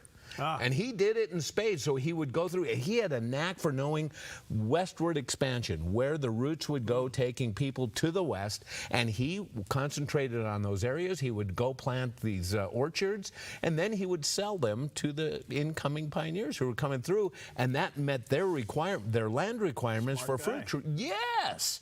So basically, he ain't no hippie. He was like the first Donald Trump, I think. Well, there you go. So anyway, Johnny Appleseed, a vegetarian, animal lover. He loved all things, including, brace yourself, insects. A lot of protein in those insects. Yeah, there is. There you go. That's all I got. Have you found the insect protein package at Costco yet? No, they have it? Did Pam put it on your list? Oh, no, I don't want to. No. All right, here's a guy that goes to bed with a pan on his head. Here's your forecast from Grange Co-op. Across northern Oregon and southern Washington, including Vancouver, Portland, Wilsonville, and McMinnville, steady rain today and tonight with highs in the low 50s and lows in the upper 40s. Moving down the Willamette Valley, from Salem and Albany to Corvallis and Eugene, rain continuing into tonight. Daytime highs will be in the low to mid-50s, overnight lows in the upper 40s. Across central Oregon, a chance of rain and snow with highs near 55 in Prineville, 50 in Bend, and near 48 in Sun River. Over in Boise, Idaho, partly sunny with a high near 56 and low in the low to mid-40s. Along the Oregon coast from Coos Bay and Port Orford down to Brookings and Crescent City, California, mostly cloudy skies with scattered showers, highs in the mid to upper 50s and lows in the mid to upper 40s. In southern Oregon, a slight chance of showers with a high near 60 in Grants Pass, partly sunny and near 60 in Medford and 58 in Ashland, partly sunny in the Klamath Basin with highs in the upper 50s. Into Northern California with spring-like weather, partly sunny and low 60s in Wairika, and mostly sunny with daytime high temperatures near 76 in Redding and Chico, and sunny and 77 in Sacramento. Around the Bay Area from Santa Rosa and Napa through San Francisco and San Jose, enjoy partly to mostly sunny skies and warm temperatures. Highs will be in the low to mid-70s and overnight lows in the upper 40s to low 50s. It's your Wednesday forecast from Grange Co-op. What a beautiful shot of our valley this morning. Clouds, sunrise, a little bit of snow up there. That's off the top of the mountain, but looking out, but not a whole lot of snow. No, not much at all. Yeah. Swallowing wrong here. Yeah. Yeah, that coffee went down the wrong tube. Oh, okay. Well, let's check out... wait. I got something for you. Yeah. Bayless. Yeah. You know, I think that we look back in our lives, oftentimes we recognize the fact that God has opened a door or two for us in our lives. But Bayless Conley is here with a reminder that not every open door is from God.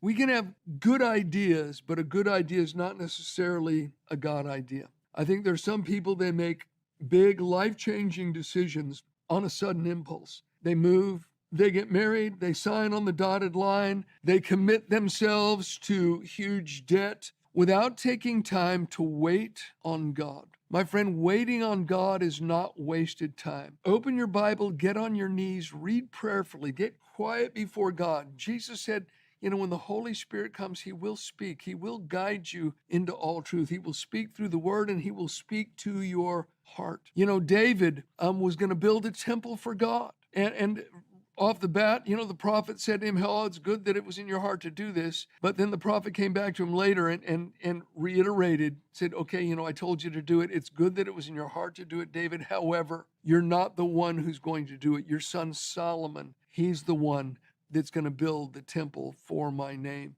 David picked up on something in his heart. The prophet said, it's good that it was in your heart to do this. However, you're not the one to do it. So, every good thing that we pick up on, and that we sense, it may not be the right time to do it, or we may not be the one that God has called to do it. The truth is God does set boundaries for us. Mm-hmm. Yeah. Wow.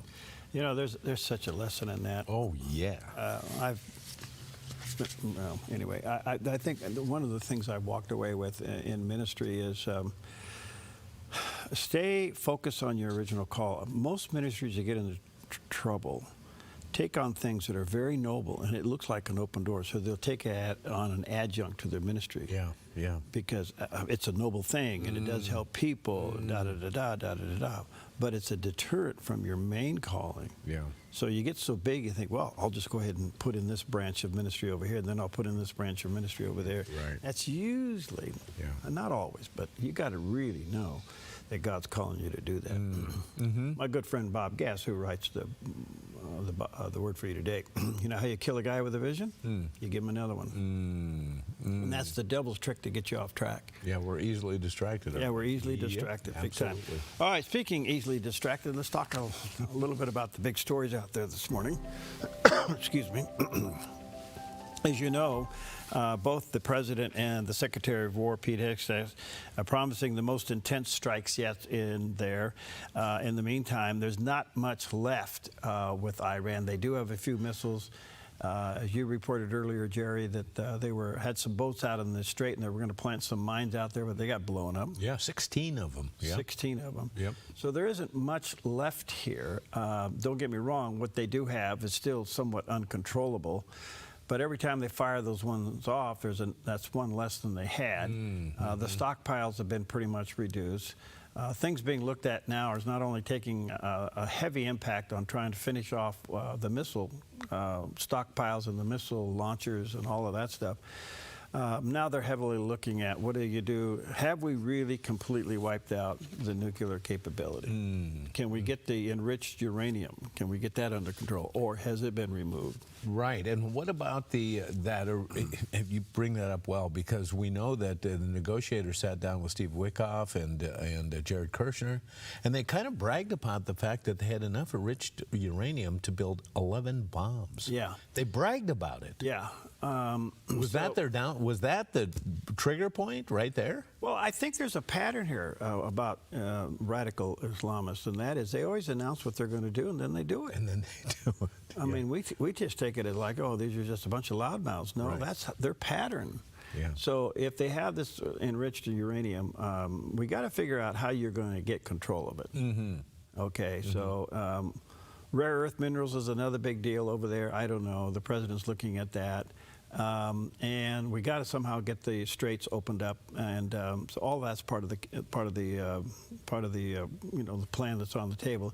In the meantime, Secretary of War Pete Hegseth says, well, we're doing really well and we're ahead of schedule, and but the biggest is yet to come. And here's what he had to say. On day 10 of Operation Epic Fury, we are winning with an overwhelming and unrelenting focus on our objectives, which are the same as the day I gave my first briefing here on Operation Epic Fury. They're straightforward, and we are executing them with ruthless precision. 1, destroy their missile stockpiles, their missile launchers, and their defense industrial base. Missiles and their ability to make them. 2, destroy their navy. And 3, permanently deny Iran nuclear weapons forever. It's a laser-focused, maximum authority mission delivered with overwhelming and unrelenting precision. No hesitation, no half measures. As President Trump declared yesterday, we're crushing the enemy in an overwhelming display of technical skill and military force. Okay, well, apparently it's still going to be hot and heavy. Yeah, yes. But they obviously, they know where the targets are, they know what the plan is. They know a whole lot more than we do out here. But they're ahead of schedule, but they're not slowing down. So, in the meantime, Cuba apparently is in serious trouble and could literally just fall into the hands of the United States. And White House spokesperson Caroline Leavitt spoke on that yesterday. The president's made it quite clear, it's his belief, based on fact, that the Cuban regime is bound to fall. The country is obviously in a very weak place, economically speaking. The people are crying out for help, and the president believes and knows that the Cuban regime wants a deal. So as you know, Secretary of State Rubio has been engaged in those conversations as directed by the president. Well, he's the right guy to send down. He's had ancestry there. He can speak Spanish. He understands the problem. That's where his people are from. That's his heritage. High probability that's just going to be, I'd say this respectfully, but somewhat of an easy takeover from what it's been in the past under Castro and all the stuff that's gone on. But they've been brought to their knees when the oil was cut off from Venezuela. You know, all the way back to the Cuban Missile Crisis, the Bay of Pigs. Oh boy. Our whole lives we have seen this conflict, this tension between us and this little country 90 miles off of our border. Yeah. Is it really going to finally come to a conclusion? Well, this is the time. The Monroe Doctrine, which President Trump has brought to the surface, which means that we have every right to protect ourselves in the Northern Hemisphere. So you've got Cuba sitting out there. That's part of the argument with Greenland, but leave that off the table for a moment.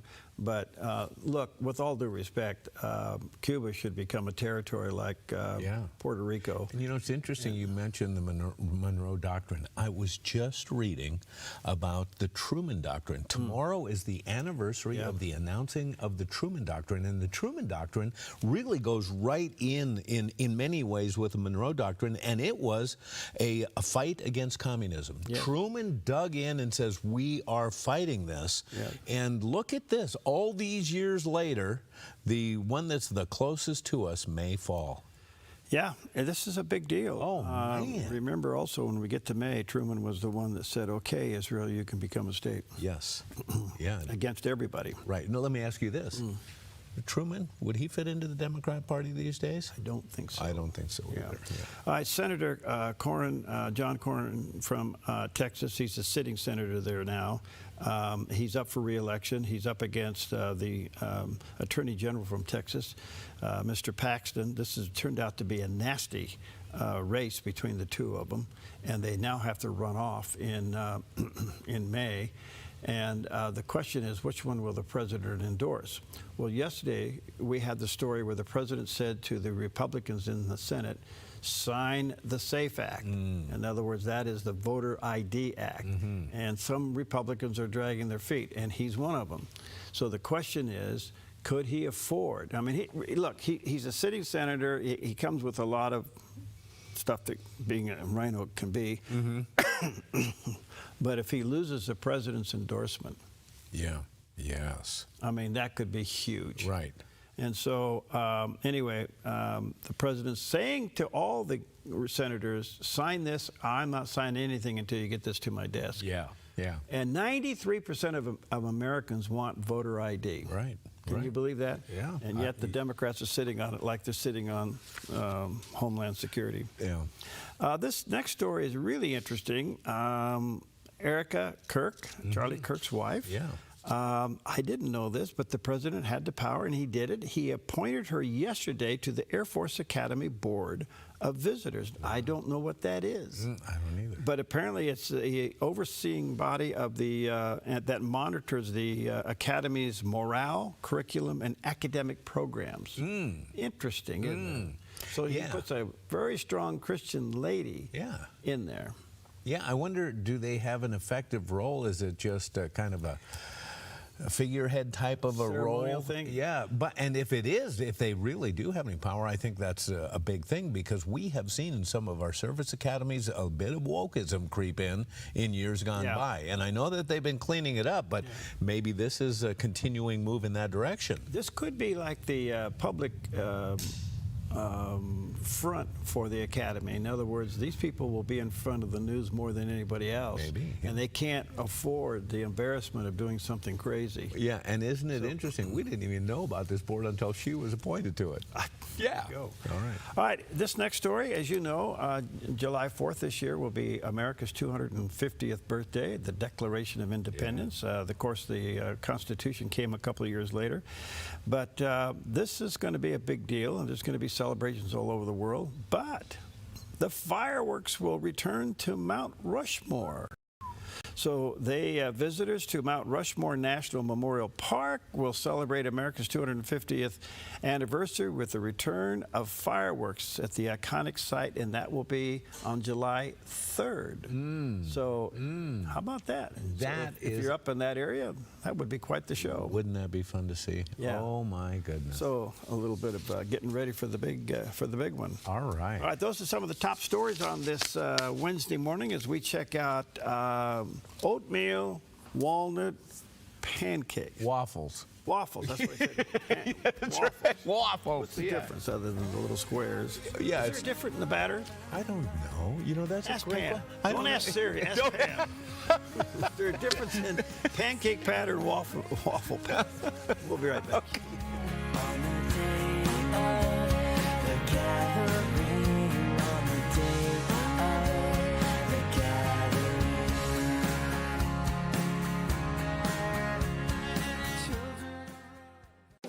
Since 1934, Grange Co-op has been more than just a store. We've been a cornerstone of our community, owned by people like you. We proudly offer top-quality farm and ranch supplies, including our own Rogue feed, as well as workwear, Western apparel, garden essentials, and pet care products. By signing up as a Grange Rewards customer, you not only enjoy exclusive benefits like special offers and 1% back on most purchases, but you also become part of something bigger, a cooperative that you own and help shape. Join Grange Rewards today.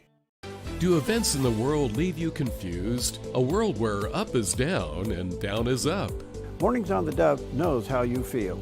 We're here to offer God's hope and encouragement and to help you to sort it all out. Alerting you to the truth that the mainstream media would rather you not know. Common sense discussions on what's really going on. That will leave you better informed and encouraged by the gospel. In this upside down world, get it straight. Watch Mornings on the Dove weekdays. The threat of wildfire poses a growing risk to Oregonians. You can prepare now by taking 3 important steps. Create a home inventory, make copies of important financial records, and contact your insurance company to make sure you have the right amounts and types of home insurance coverage. Be wildfire ready by being insurance ready. Visit dfr.oregon.gov/prepare now to learn how. The 71.5 Golf Challenge arrives Saturday, May 16th with a 4-person scramble, morning and afternoon shotguns, and a 6:30 award social. Register your team by April 1st for an early bird special. Score the team player pack for just $20 instead of $100 with the code EARLYBIRDIE. Become a sponsor and help kids across Southern Oregon. Visit 715.org or call 541-779-3275. At the 71.5 Golf Challenge, your drive saves lives. 23 minutes past the hour on a beautiful Wednesday morning. Jerry just found out that what? Now waffles? Waffles. Waffle batters between waffles and pancake? Waffle batter has more fat and sugar than pancake batter. And it's thicker. And it's thicker, right, as a result. Yeah, so very similar, except if you want a little more fat and sugar in your diet, have a waffle. There you go. All right. Good morning to you. Some backyard stories here in Oregon. What's happened is, you know, our legislature was in that short session, is now out. One of the controversial bills that went through was taking the citizens' referendum to stop the gas tax and move it from the November ballot up to the May ballot, primarily because May primary turnouts are lower. Well, it got challenged. A citizens' referendum is the citizens speaking out and stopping the government, and then they came along and let the government rule over the top of it. Yeah. Most people say this can't be done, and there's precedence to it. Yeah. So some people have sued. Even an individual lady from Klamath Falls have sued. Well, it's going before the judge. They heard the hearings yesterday. A Marion County judge will decide this week whether to block the state lawmakers' ability to change the date to vote on the tax and fee increases. So we'll see. Marion County, state judge, who knows? Marion County can be purple to blue. So we'll see where this goes, but apparently the decision will be made this week. So I would, to me, excuse me, the best thing that could happen is for this judge to really see it for what it is. Yeah. Do we know who the judge is? Isn't that like crucial in these stories these days? We see this over and over and over again, decisions that kind of conform to the leadership that appointed that judge. Okay, well, Marion County Senior Judge David Leith. Okay. Now, he did acknowledge a higher court would almost be certain to solve this deal. So in other words, it looks like it's going to get appealed. Okay, all right. Yeah. We'll see. Yeah. We'll see what happens. Yeah. Okay. All right, the other story is in our own backyard. I saw this on social media before I saw it in the news, but apparently there's a significant wave of layoffs at our own Harry and David. Oh.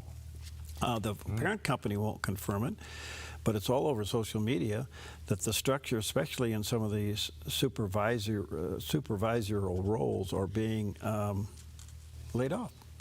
And some think, well, the company is adjusting. The earnings last year weren't great, but over 100 layoffs have occurred so far. The company's not talking about it, but people are all over social media talking about it that have been impacted by it. Did you know that Harry and David is owned by 1-800-Flower.com? I didn't know that. It has for quite a while. Yeah. I didn't realize that. No. So I don't know what the problems are. I hope they get it straightened out. It's one of our, one of our, solid things here in Southern Oregon. It is. It's one of our claims to fame. Okay. And a couple of months ago, actually about 8 months ago, you and I were talking about the historic Prospect Hotel got shut down. There were just a lot of problems, and it was up for sale. Nothing was happening.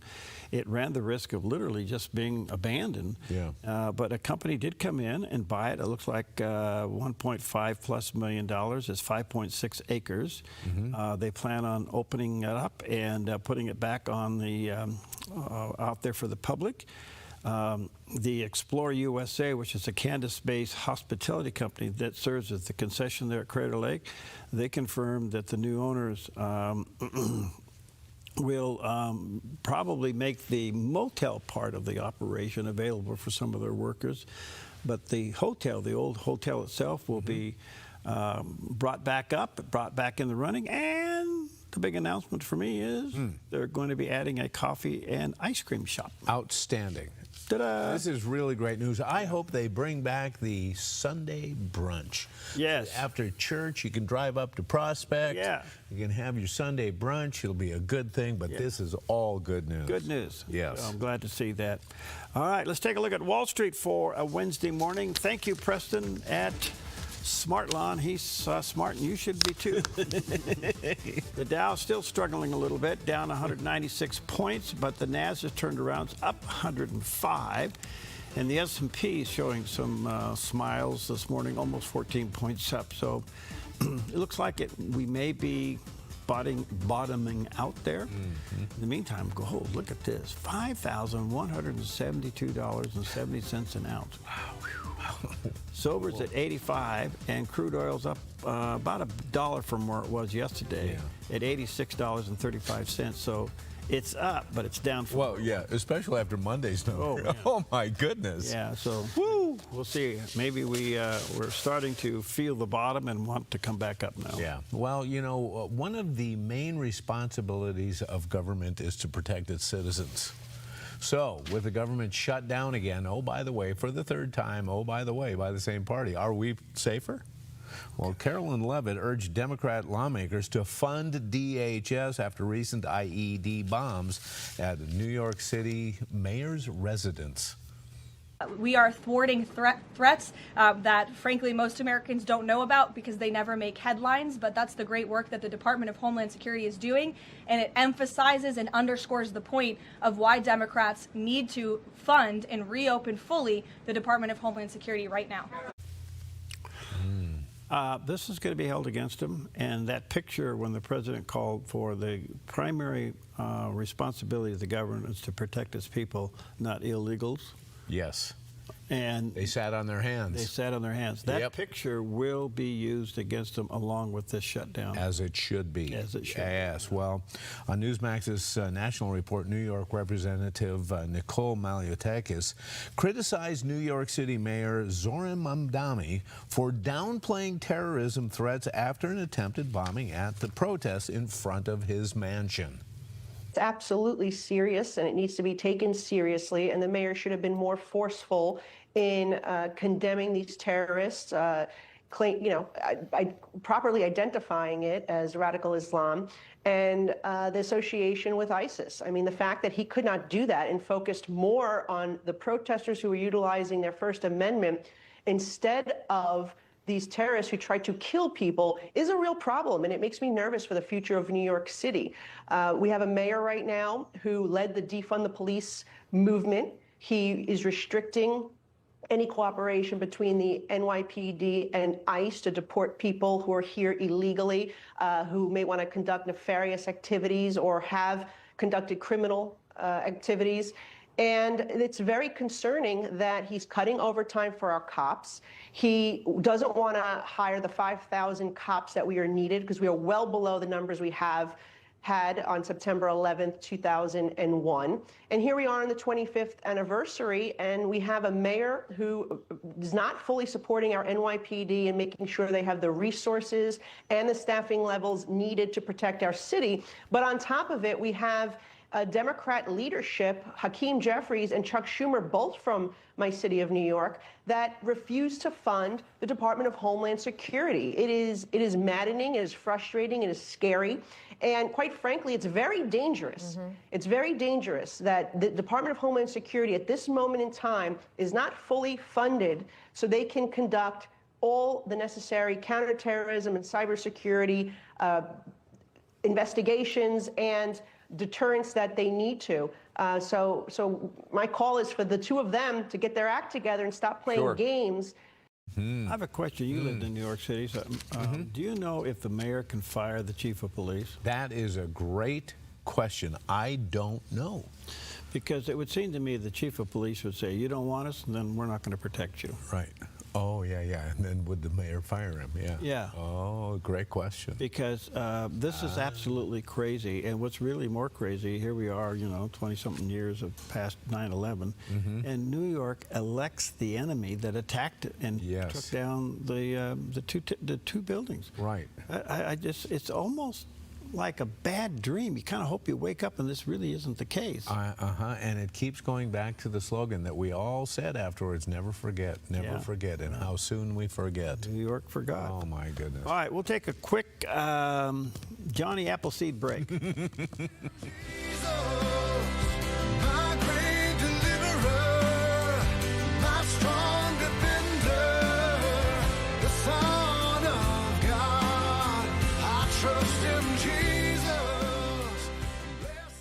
It was an amazing year of growth here at the Dove. You, our viewers and partners, blessed us with a new studio, a video wall, control room, and much needed installation, heating and air conditioning. Plus, you helped us renew our tower leases so we can continue to broadcast the Dove all across our network.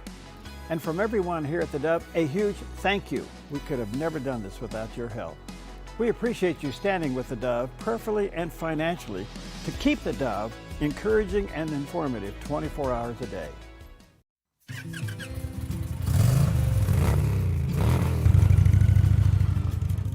Panoramic Moto Tours was born really out of my passion just to ride Gray's back roads and the scenic highways in our beautiful Northwest.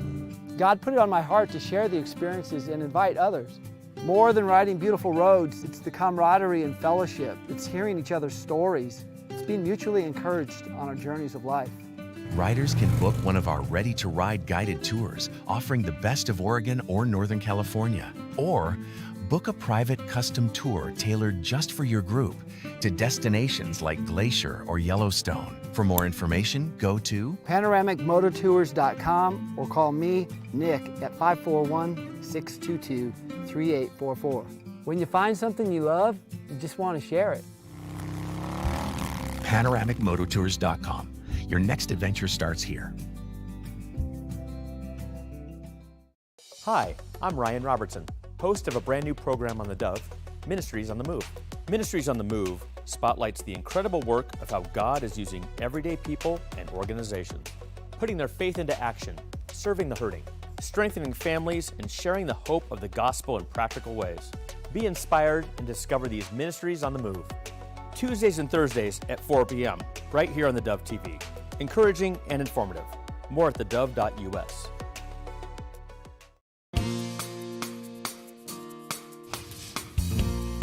Well, good morning. 25 before the hour. Still all eyes in the Middle East, and the president and Secretary of War say some of the heaviest hits are yet to happen within probably today. Okay. Yeah. And yet the president's saying we're going to be done with this quickly. So it's kind of interesting. What's really going on? Well, a lot of it. Gordon Robertson and CBN News has an update for us this morning. Well, President Trump said the war with Iran will end very soon. He also said that in 10 days of fighting, the U.S. military has achieved what it predicted would take a month. At the same time, the president made it clear that the war won't end this week. Meanwhile, he strictly warned Iran not to bottle up the global oil supply. CBN correspondent Paul Petit reports from Israel. Speaking to the press Monday, President Trump said the war in Iran is ahead of schedule and almost over. Are you thinking this week it will be over? No, Are you talking but soon. about days? I think soon. Okay, and with respect Very to soon. The president told Israeli news outlet Times of Israel that the final decision to end the war will be a mutual one between he and Prime Minister Netanyahu. As U.S. and Israeli forces continue to pound Iran on land and sea, the Strait of Hormuz has been frozen, causing oil prices to spike. In the U.S., gas prices are up 50 cents over the last week. The national average is $3.47 a gallon. And I will not allow a terrorist regime to hold the world hostage and attempt to stop the globe's oil supply. And if Iran does anything to do that, they'll get hit at a much, much harder level. Trump says he's unhappy with Iran's choice of Khamenei's son as their new supreme leader, and he's still not ruling out putting boots on the ground to force regime change for the Iranian people. I'd love to help them, but they have to be in a system that allows them to be helped. And right now they're in a system that only allows failure. And I don't want that. And I want a system that's not going to be attacking us. We want a system that can lead to many years of peace. And if we can't have that, we might as well get it over with right now. In New York City, Police Commissioner Jessica Tisch confirmed that Saturday's attempted bombing near the mayor's home was a terrorist attack. As alleged, both defendants have admitted that they acted on Saturday because of ISIS. New York City Mayor Zohran Mamdani said the two suspects, Amir Balat and Ibrahim Qayyumi, came to New York City from Pennsylvania with the intent to commit an act of terrorism at an anti-Islam protest. There is video of these two individuals throwing two devices towards the protest. The police department has determined that these were improvised explosive devices made to injure, maim, or worse. The two men taken into police custody at the scene, radicalized on the internet by Islamic extremism. Once in police custody, the two suspects admitted they were inspired by ISIS. Police body cam footage captured comments from Qayyumi. She said, "This isn't a religion that just stands when people talk about the blessed name of the prophet. We take action, as well as, if I didn't do it, someone else will come and do it." The Justice Department's 5-count complaint against the men includes statements they made to police. Balat wrote on a piece of paper that he pledged allegiance to the Islamic State. According to police, Qayyumi said that he was, quote, affiliated with ISIS, watched ISIS propaganda on his phone, and that he was partly inspired to carry out his actions that day by ISIS. In addition, Balat said the two wanted to carry out an attack bigger than the Boston Marathon bombing. Police Commissioner Tisch confirmed the devices were IEDs, improvised explosive devices that could have caused serious injury or death. Police analysis showed one of the IEDs contained the substance triacetone triperoxide, known as TATP. Now, TATP is a dangerous and highly volatile homemade explosive that has been used in IED attacks around the world. Our bomb squad then rendered safe both devices. As the U.S. bombing campaign in Iran expands, the FBI and New York City police are on high alert, working overtime to safeguard Americans from additional ISIS and Iran-inspired terror attacks in the days ahead. Gary Lane, CBN News. All right, that's a pretty good update. Yeah. All right, good morning to you. Let's get updated on the weather from Mr. Wonderful. Here's your forecast from Grange Co-op. Across northern Oregon and southern Washington, including Vancouver, Portland, Wilsonville, and McMinnville, steady rain today and tonight with highs in the low 50s and lows in the upper 40s. Moving down the Willamette Valley, from Salem and Albany to Corvallis and Eugene, rain continuing into tonight. Daytime highs will be in the low to mid 50s, overnight lows in the upper 40s. Across central Oregon, a chance of rain and snow with highs near 55 in Prineville, 50 in Bend, and near 48 in Sun River. Over in Boise, Idaho, partly sunny with a high near 56 and low in the low to mid 40s. Along the Oregon coast from Coos Bay and Port Orford down to Brookings and Crescent City, California, mostly cloudy skies with scattered showers, highs in the mid to upper 50s and lows in the mid to upper 40s. In southern Oregon, a slight chance of showers with a high near 60 in Grants Pass, partly sunny and near 60 in Medford and 58 in Ashland, partly sunny in the Klamath Basin with highs in the upper 50s. Into northern California with spring-like weather, partly sunny and low 60s in Wairika, and mostly sunny with daytime high temperatures near 76 in Redding and Chico, and sunny and 77 in Sacramento. Around the Bay Area from Santa Rosa and Napa through San Francisco and San Jose, enjoy partly to mostly sunny skies and warm temperatures. Highs will be in the low to mid 70s and overnight lows in the upper 40s to low 50s. It's your Wednesday forecast from Grange Co-op. All right, a little bit of a picture of our backyard this morning. Some clouds and not a whole lot of snow. Yeah, not much at all and nothing in the forecast.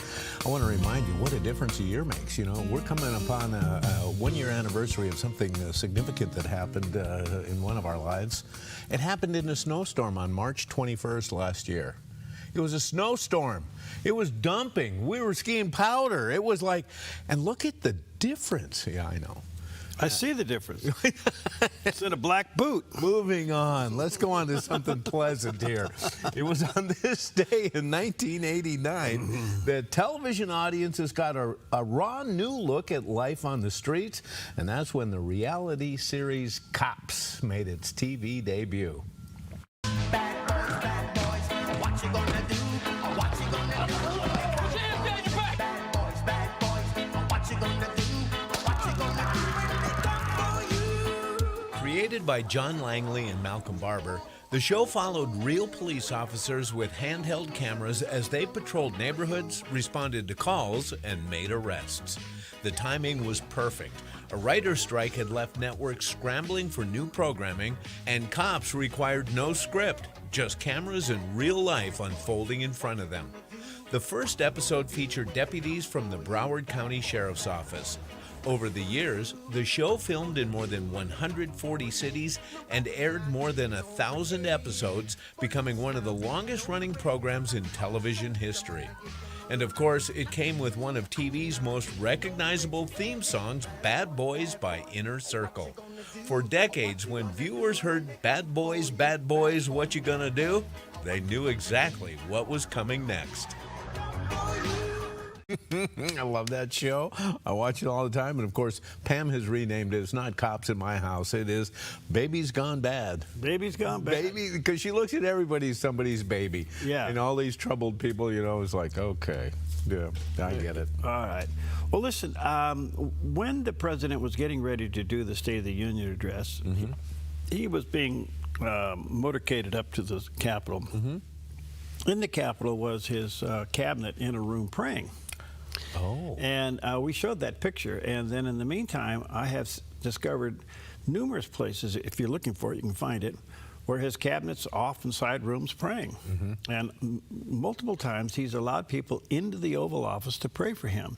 Now, I understand you may think he's the worst person that ever walked the face of the earth, and there's a lot of people that do. Yeah. But for us, we need to have somewhat hope that God hears the prayers of those who are praying for him. And here's a little bit of a prayer meeting that was in the Oval Office just a couple of days ago with some pastors. So listen to this prayer.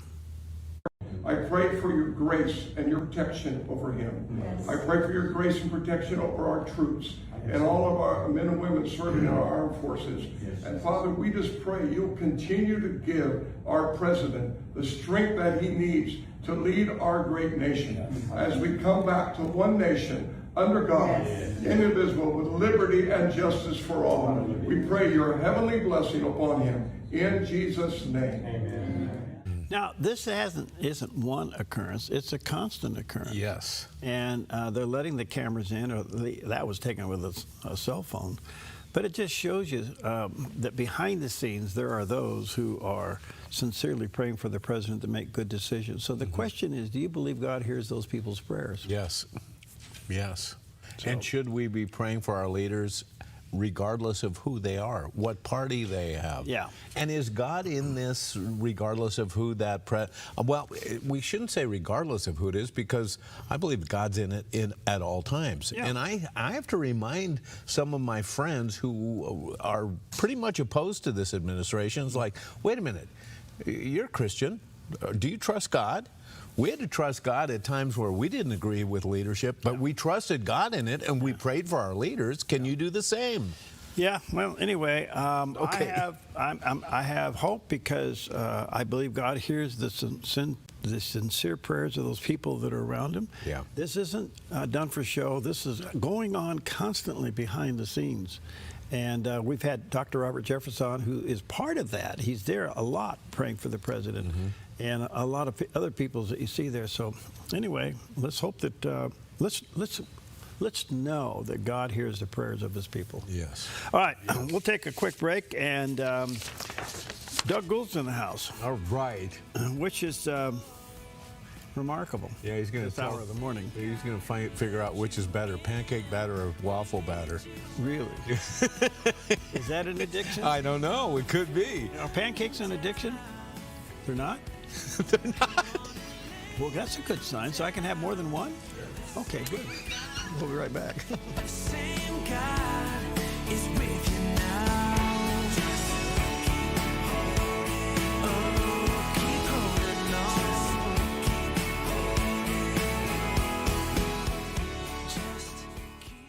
on. You feel most alive where you feel most at home.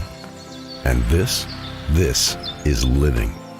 Bobcat, the company that changed the way the world works, is coming home with a quality compact tractor built to match your quality of life.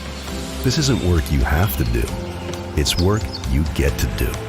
So get it done in a tractor that's all you. See your dealer or visit bobcat.com.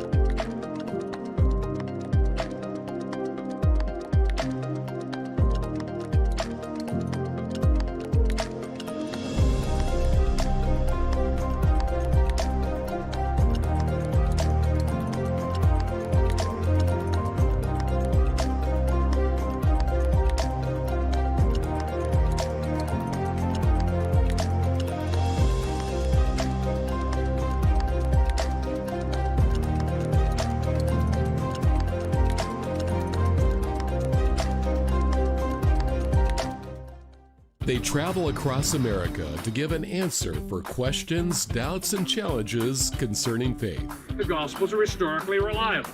Their mission, present truth, faith, and help people find purpose. Not based on blind faith. Join them as they strive to make a lasting impact on lives and hearts for Christ. They're either all wrong or one of them's right. I got to go to the Gospels of Matthew, Mark, Luke, and John. Don't miss Give Me an Answer, weekdays at 3 on the Dove TV.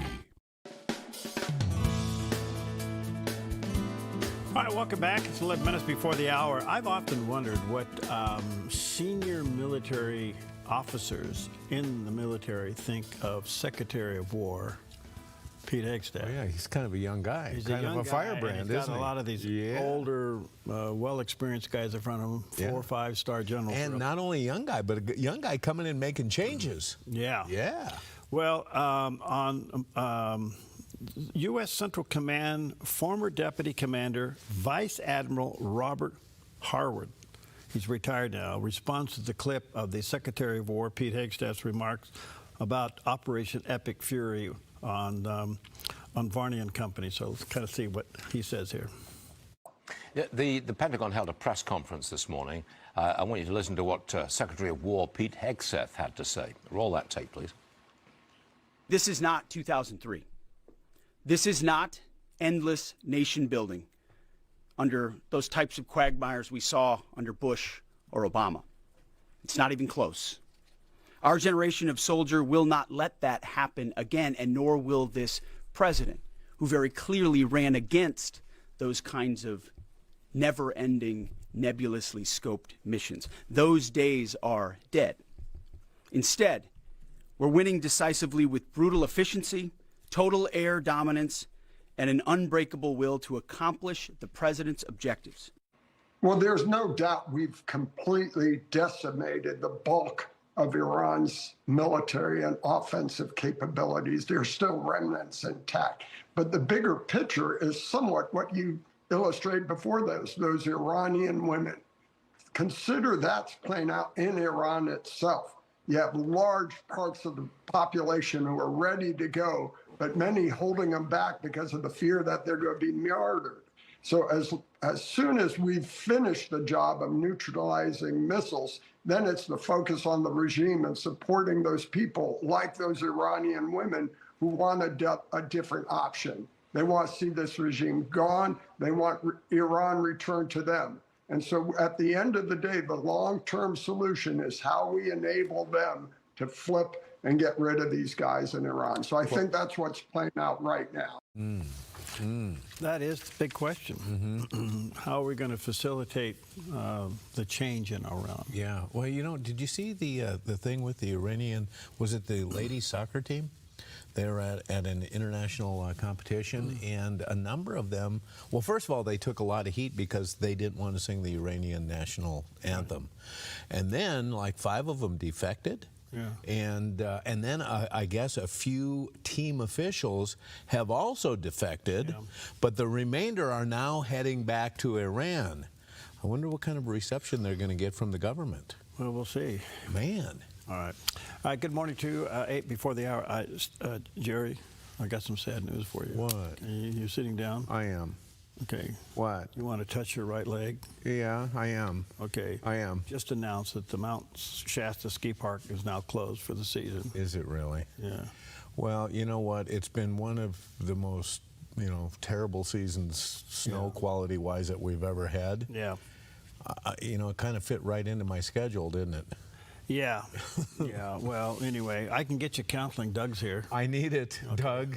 Hang out, buddy. Okay. Are you cheap? Okay. All right. Well, when 18-year-old Brandon Simmons answered the door at his home in Georgia, he expected an ordinary day. Instead, he got Shaq. Instead, standing on his porch was NBA legend Shaquille O'Neal. O'Neal, along with deputies from the Henry County Sheriff's Office, had come with a surprise. Simmons, who had survived a devastating car crash that left him paralyzed from the chest down, was being awarded a dream trip to Minneapolis as a VIP guest of the Minnesota Timberwolves. The experience was arranged by Dream On 3, which grants sports-themed dreams to young people facing life-altering challenges. But the most powerful moment came next. Using a walker, Simmons slowly stood up in front of the crowd, something O'Neal didn't know he could do. The Hall of Famer became emotional, telling him he had an army behind him. Despite doctors once giving him only a 1% chance of surviving his accident, Simmons continues to defy the odds. Now he's headed to an NBA game courtside, proving that determination, support, and a little kindness can turn even the toughest journey into a victory. A great story. Yeah, and you know, we see Shaq doing stuff like this over and over again. He keeps popping up in different places. You know, he continues in the limelight as an announcer and an analyst for NBA games, but his work behind the scenes seems to be never ending, and he does a lot of good. That's good stuff. Yeah, good a lot of all good. the way around. All right, coming up, like I said, Doug Gould's here, is the executive director of the Rock Recovery Center. We'll be talking about you, Jerry. You have a lot to talk about. Do you have enough time? Well, your addiction to social media and digital platforms. And skiing. Well, I think you've been solved on that one. Yo, well, wait a minute. You know what's cool about that? What? You didn't have to go through counseling. You didn't have to take a pill or go through counseling. God is awesome. God just took care of that addiction. One break and you're done. Okay. And then Richard Harris will be with us. Always good to have him around. He's the executive director of the Truth and Liberty Foundation. And this subject is always a delicate one to deal with, but I'm so glad to see the medical community now pushing back on this transgender surgery stuff. Yeah. The lawsuits are flying left and right. Right. And they should. Parents should be involved in this. But remember, folks, you here in the state of Oregon, at the age of 15, that child can elect to do their transition without notifying their parents at the age of 15. That is wrong. They can't even get their driver's license. Are you kidding me? Well, it just shows you how, this is reprobate thinking. Yes. There you go. Yes. All right, 2 Corinthians chapter 4, verse 18, a great promise for you today. The Lord will rescue you, me, from every evil attack and will bring you safely to his heavenly kingdom. To him be the glory forever and ever. That's a promise for you today. Take that with you. 2 Timothy chapter 4, verse 18. All right, stick around. We got some good guests coming in, and what was that? It was a little hard. I know. Yeah. That's the signal to his grandkid.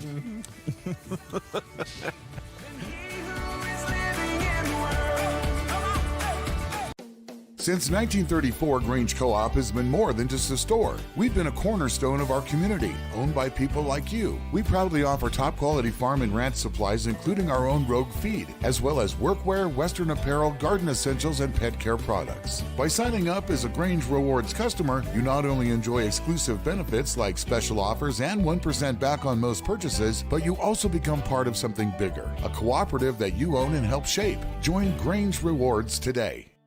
At Sweet Tea Express, we've got you covered. Order at the counter and our friendly service staff will do the rest. Burgers, salads, sandwiches, barbecue platters, sides, and more. Smoked, grilled, and served to perfection. Sweet Tea Express. Breakfast, burgers, and barbecue. The Pregnancy Center in Medford is a place of hope, providing free pregnancy testing, ultrasounds, options counseling, and support to help women make informed, empowered choices. The Pregnancy Center is growing, hiring registered nurses to join our compassionate team. Work in a supportive environment where you can truly make a difference. No ultrasound experience? No problem. We'll train you in limited ultrasonography, a valuable new skill set for your career. To learn more, visit thepregnancycenter.us. Thepregnancycenter.us. Coming up on Wednesday's 700 Club, Anthony Evans, the preacher's kid, acclaimed gospel artist, and Caleb Carson, the miracle boy who battled leukemia and was once given just a 10% chance to live. The story behind their divine connection, a mother's unshakable faith, a supernatural healing, and the anthem born from their adversity. Their encouraging journey, their powerful song, and why they both say, "You're not finished." Watch the 700 Club Wednesday morning at 11 on the Dove TV. What an amazing year of growth last year for the Dove. You, our viewers and partners, blessed us with a new studio, a video wall to create sets for new local programming, a state-of-the-art control room, and much-needed insulation along with heating and air conditioning. Plus, you helped us renew many tower leases so we can continue to bring you the Dove all across our network and a brand new full-power TV station. And from everyone here at the Dove, a huge thank you. We could have never done this without you. Your prayers and support is allowing the Dove to bring the gospel, encouragement, and information to millions more people needing the hope of Christ worldwide. We appreciate you standing with the Dove prayerfully and financially in our mission to reach people with the good news via television, radio, and streaming online. Thank you for your continued faithful support in keeping the Dove encouraging and informative 24 hours a day. The Dove TV streams worldwide on Roku and Apple TV, plus online at thedove.us. Unchanging truth in an ever-changing world. Turning Point with Dr. David Jeremiah. Wednesdays on the Dove TV. Encouraging and informative.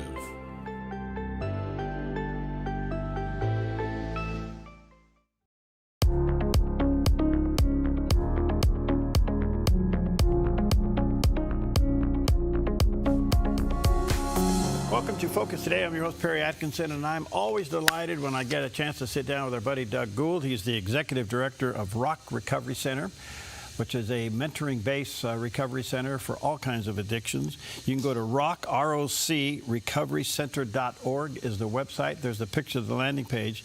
And let me just say to you, or maybe you have a loved one or a friend that's struggling with addiction, it just starts with a phone call. Yeah. It might even start with an email, but you can go ahead and get a hold of them, RockRecoveryCenter.org. Try it and see what God will do when you make that initial call. Amen. Hi, Betty. How you doing? Good, good. How are you? You know, tired. I think I was born tired. Yeah, I hear you. Well, excuse me.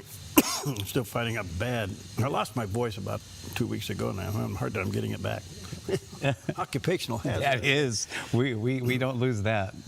All right. We want to talk about social media addiction. And Sure. I think we all are, at some form or another, addicted to this. All you got to do is lose your phone and see how much you panic. Exactly. You know? Absolutely. I mean, you just kind of go crazy. Yeah, yeah. I actually literally lost a phone. Yeah. And for about 3 days, I backtracked everything I could possibly think I backtracked. Sure. Yeah. Could not find it. I don't know what happened. To this day, I don't know what happened to it. But I realized, could I live without it? Yeah, yeah. Yeah, it's interesting how, because over the years, you know, with the Rock, we just don't focus on chemical addiction. We do all forms of addiction there. And years ago, I started this advocacy for social media addiction, and I tied it into, we live in an approval addicted society. We need approval. You know, this is kind of a form of codependency as well. But I remember years ago, I did a parent student presentation at one of our local churches, and I asked the parents, how many parents take your kid's phone away at night? And out of 60 parents, only one set of parents took their kids' phone away. And the idea is to understand that with this social media, listen, for the most part, you know, I mean, I use social media. I'm Facebook and LinkedIn and Instagram and things of that nature to promote and market what The Rock does. But the idea behind these social platforms that we're finding out even more, because right now currently there's over 24,000 2,400 lawsuits now today because these social media platforms create an algorithm that is dopamine driven. And so what we're finding out lately is with men and women and with our teens, it's increasing levels of anxiety and depression. And we all, you know, listen, it's teaching and educating, you know, what to do with it and the time spent to it. And I will tell you this, it's really interesting, Perry, and let me just tell you this. On the average, and I want parents to hear this, on the average, teenagers will spend 4 hours a day on social media, not just their phones, but scrolling through, looking at TikTok videos or what have you. And because of that, the platforms create the algorithm for your young person to go back to these websites or these platforms. So, okay. What other forms of digital addiction are now becoming a problem? Well, you know, if you take a look at, you know, one of the biggest lawsuits is going on right now with Roblox. This is an app that people can create a fantasy world, right? And for the most part, I think right now, currently, it's 145 million users on that platform. And you think about this, this is a game-driven platform where young people can create their own personality, their own avatar, and interact with other users. But what you don't know, and this is where some of the lawsuits are coming out, even in Oregon, our Attorney General has joined the crowd with the rest of the states about age appropriate and age verification when you go on these websites.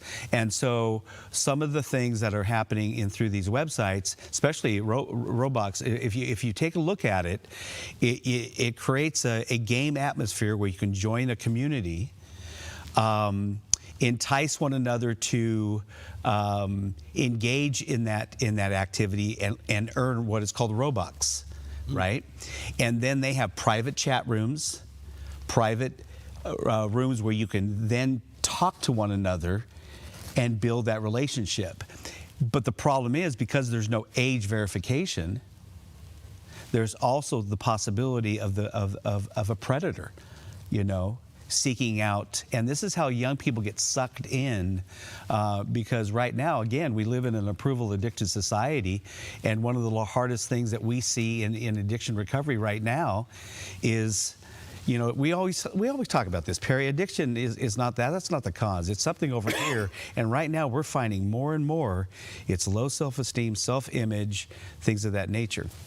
So is that triggered from the byproduct of social media? Is it creates this thing called comparison? Sure. That's kind of the big enemy, isn't it? Well, yeah. Well, think about this. If you're, they're doing some studies, and some of the studies that they're finding out, and I want parents to hear this, that for every 20 minutes that you are on a dopamine-driven algorithm, whether it's a TikTok video, whether it's whatever, for every 20 minutes, a person will compare themselves to the body image or a luxury vacation or something that they're seeing on the platform, and they'll compare themselves to that what they're viewing.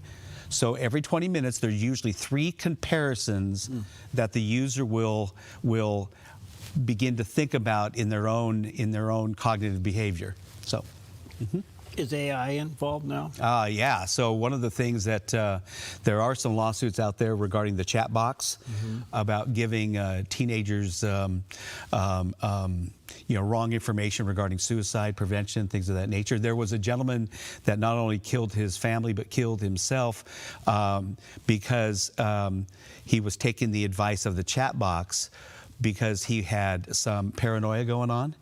And so therefore it increased that level of paranoia, and therefore he acted upon it. So there is no regulations on any of this.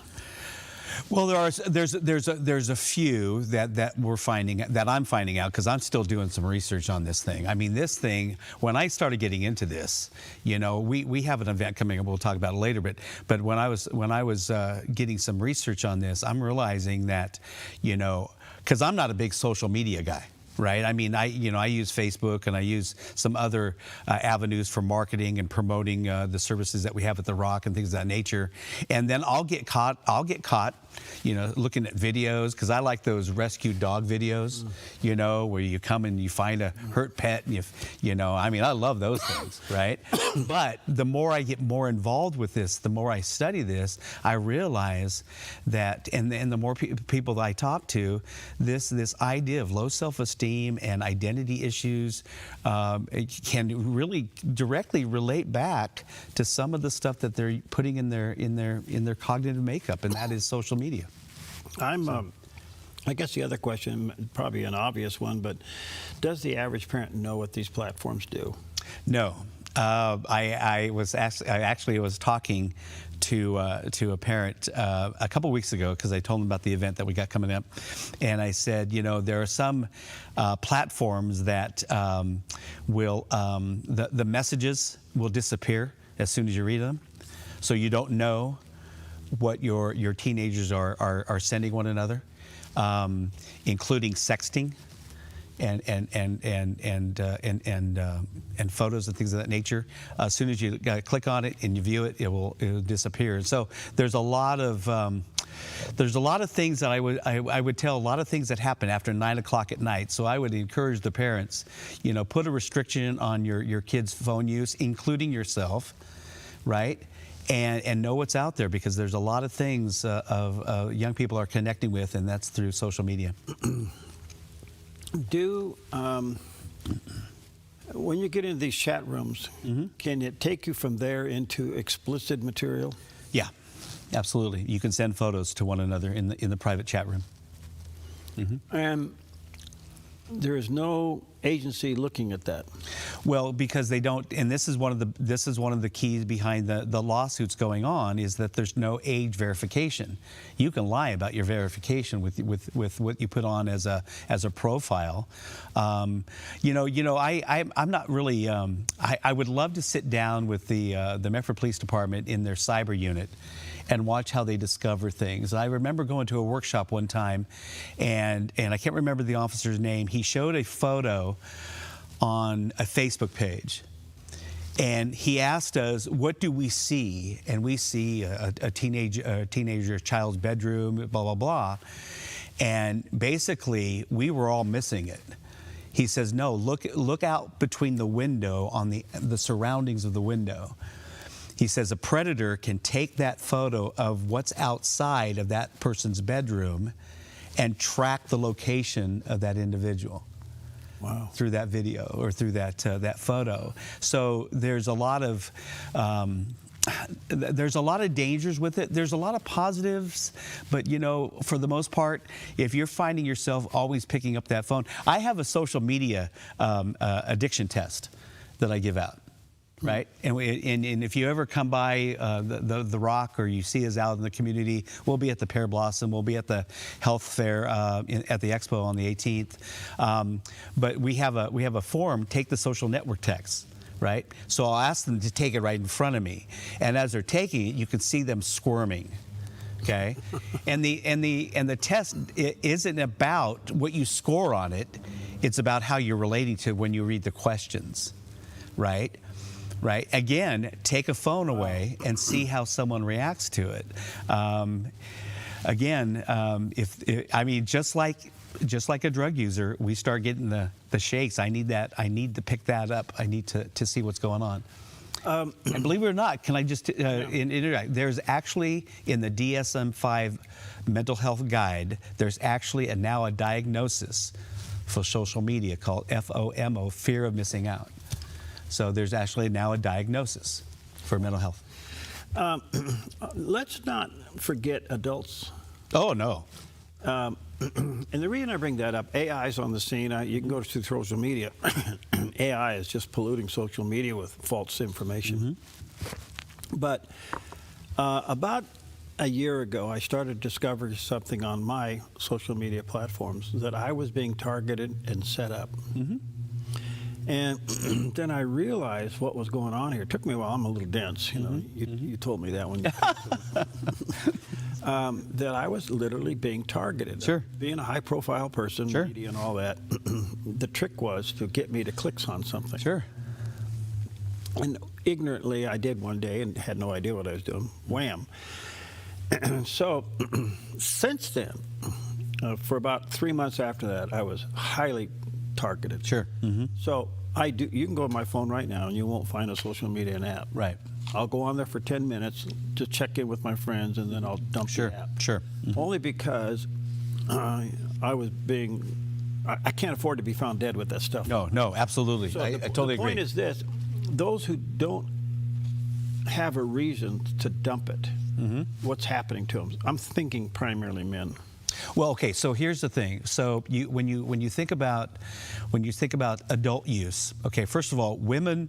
I've got the statistics right here because I wanted to make sure. First of all, 93% of our teens, ages 13 and 17, use social media. Okay. Teens average about 4 hours per day. That means the average teenager spends equivalent to 60 full days a year scrolling through things. Wow. Okay. But here's the kicker. Women generally spend more time on social media than men. Social media addiction than men, about 59% of women and 41% of men. And here's the difference. Women are more likely to use platforms like Facebook, Instagram, Pinterest, and Snapchat, while men gravitate toward pornography consumption and gambling. And the more you hit these sites, the more you're going to get bombarded with the ads that come up through these social media platforms, and including your email. I at first when I started thinking about this, there's no way that the social media platform can recognize my Google searches. Go to Google and type in Home Depot or Lowe's or whatever you're searching for, and wait, because it's going to pop up on your Facebook and things of that nature. You're going to see the ad, right? Yeah. So again, yes, I believe also I have to be careful, because I work with people in sexual addiction, and we have a accountability app called Covenant Eyes. And so one of the things is I get daily reports, right? And so again, there are security ways to handle these platforms, but right now you're going to see, as more and more people talk about it nationwide, you're going to see some laws changing. Mm-hmm. Amazing. All right, let me take a quick break. We'll be right back with Doug Gould. Check out ROCRockRecoveryCenter.org. There's a picture of the landing page. It only takes a phone call to start your way to good health. We'll be right back. Hi, I'm the SOS Alarm guy, here to tell you about a great deal. SOS Alarm will not only beat any internet deal, but will install the system too. So burglars, beware. SOS Alarm for security and beyond. At Sweet Tea Express, we've got you covered. Order at the counter, and our friendly service staff will do the rest. Breakfast served daily until 2 p.m. Breakfast burritos, biscuits and gravy, skillets, omelets, and more. Sweet Tea Express. Don't get caught hungry. Stewardship begins with the knowledge that nothing belongs to us, but everything belongs to the Lord. This helps us to run a business not in the fear of lack, but in the assurance of His care and provision. Such a perspective eliminates the drive to sell and replaces it with a heart that says serve. This begins with serving our clients and coworkers with integrity and genuine care. That's why at Kelly's, it's automotive service with a heart for God, and treating others as we ourselves would want to be treated. Our promise is to never sell our clients anything we don't believe they need. Another is to do all we can to meet other needs, such as shuttle service and loaner cars, or taking the time to really listen, even at times praying with our customers. Sometimes this means sacrifice, going above and beyond. But that's why I work for Kelly's Automotive Service, honoring God while serving people with honesty and integrity. The Dove is shining with a brand new show, Season to Shine. I'm Melinda Robertson, host of Season to Shine, a new heartfelt, inspiring program for women designed to bring encouragement, wisdom, and hope into your everyday life. We'll help you discover God's purpose in every season, empowering you to shine with confidence, faith, and joy. It's your season to shine. Monday, Wednesday, and Fridays at 4 p.m. on the Dove TV. More at thedove.us.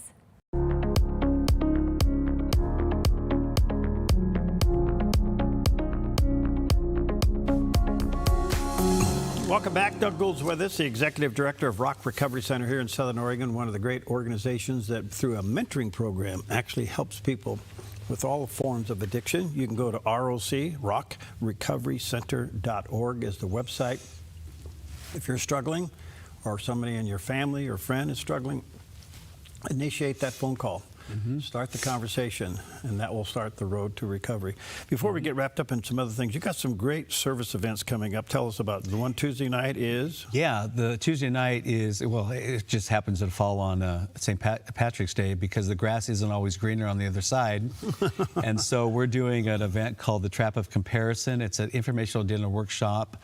Our counselor, Marty, is going to be sharing some insights regarding the trap of comparison. And so, I mean, there's a scripture that we use, 2 Corinthians 10:12. It says, when they measure themselves by themselves and compare themselves with themselves, we are not wise.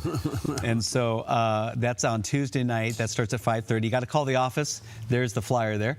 And you got to call the office and reserve a seat.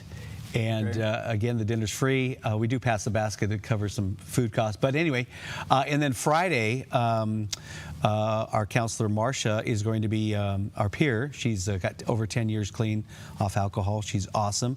She's going to be starting a women's support group on Friday nights from 5:30 to 7. And call the office for more information on that. So excited about what's happening. I want to come back to a hard thing that's in the news, but kind of not at the moment. And that is what's happened to our country with the influx of fentanyl. Sure. And I don't know if we understand what it really is, how addictive it is, but moreover, how it's being used and actually mixed with other things. Sure. Is it epidemic? Yeah, I believe it is. I will tell you this, though, and praise God for our president. We've slowed down the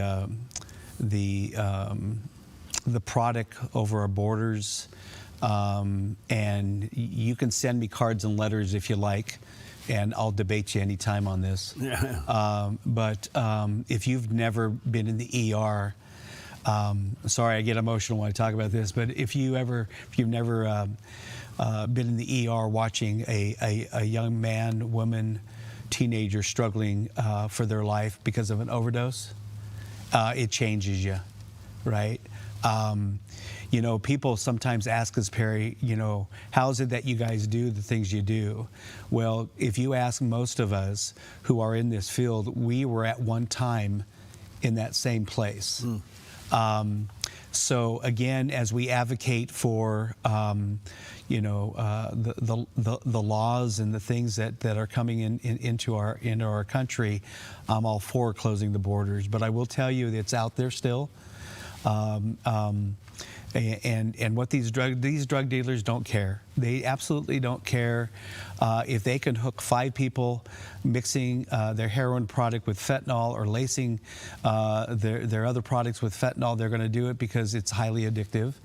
And if we lose one to an overdose and gain 5, we're succeeding. And so, again, advocacy is big. You know, I got to keep giving a shout out to Scenic Middle School, Crater High School, South Medford. These are the 3 high schools that have allowed us to come in and talk about these things. You know, and I want parents to know this, and I want youth pastors and pastors to know this. We're not trying to take people away from your organization. We're not trying to take funding away. You know, I always say what you say, Perry, you know, don't take away from your local church. Yeah. But let us come in and have an education and train people and show people what's out there, right? The top 3 drugs in Oregon right now are vaping, marijuana, and alcohol, you know. But nicotine can even be laced with fentanyl, you know, and so can marijuana. So again, it's out there. It's not as prevalent, I would say, in the last year, but it's still out there. So yes. How addictive is vaping? Okay, so here's the biggest thing that we do when we do our students. So we talk about the difference between cigarette smoke and vaping. Originally, vaping was designed several years ago to help people get off cigarettes. Yeah. Right? However, there is so much money, and it's a multi-billion-dollar business, right? And people suck down these vials of nicotine juice because they're flavored. And they can just, you know, keep vaping. Here's the difference. So I want to explain this. So when someone smokes a cigarette, you're putting hot smoke into your lungs, okay? When that smoke cools, it leaves a residue, tar, right, on the fibrous tissues of the lungs. So that's one aspect.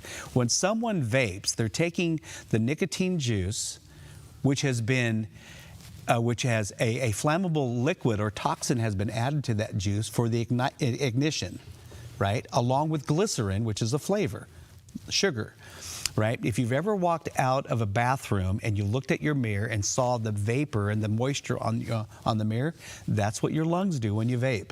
So I want people to get this, right? Because what happens is the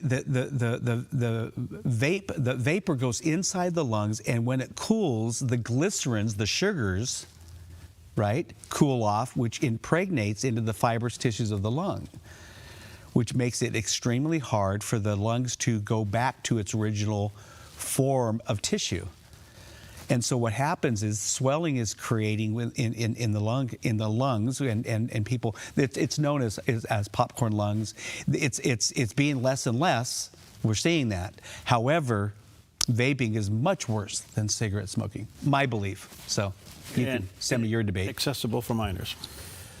It can be, yeah, absolutely. So again, I don't know how they're getting it, but you ask me how I got my alcohol and marijuana when I was in junior high school, and people bought it for me. So anyway. And marijuana, I just can't believe we're driving around, see all these places. It's so interesting to me is they go in there and buy it and they get in the car. Yes. Yes. And I go, and just how stupid are we? Well, we're dumb. So let me just tell you. Yeah. And I even see people think that they could smoke it on the street. It is not for public consumption. I'm sorry. And when I see people smoking a bowl down the alleyway or over by my bank or even by our office, sorry, it's not for public use, right? And so I don't know. We've done a very harmful thing to our state when we legalized it. But what we have to do is we have to advocate for it.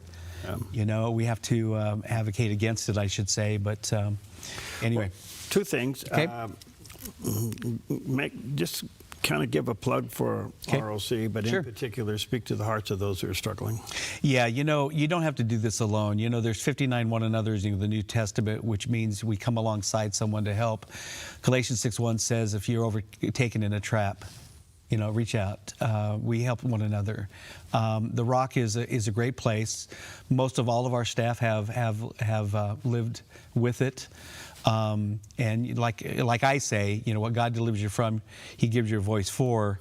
The idea of the fear of failure keeps people from not asking for help.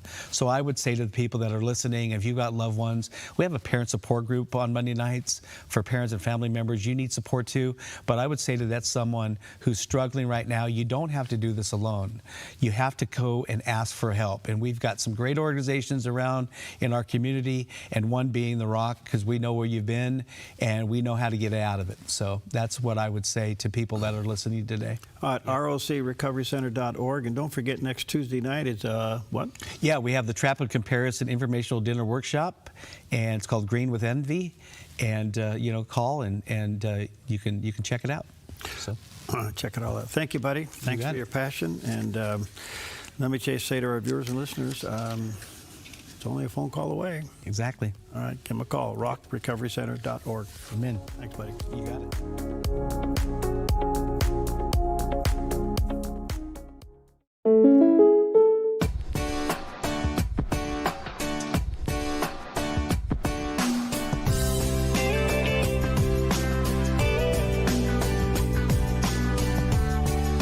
Combining your home and auto insurance could save you time and money.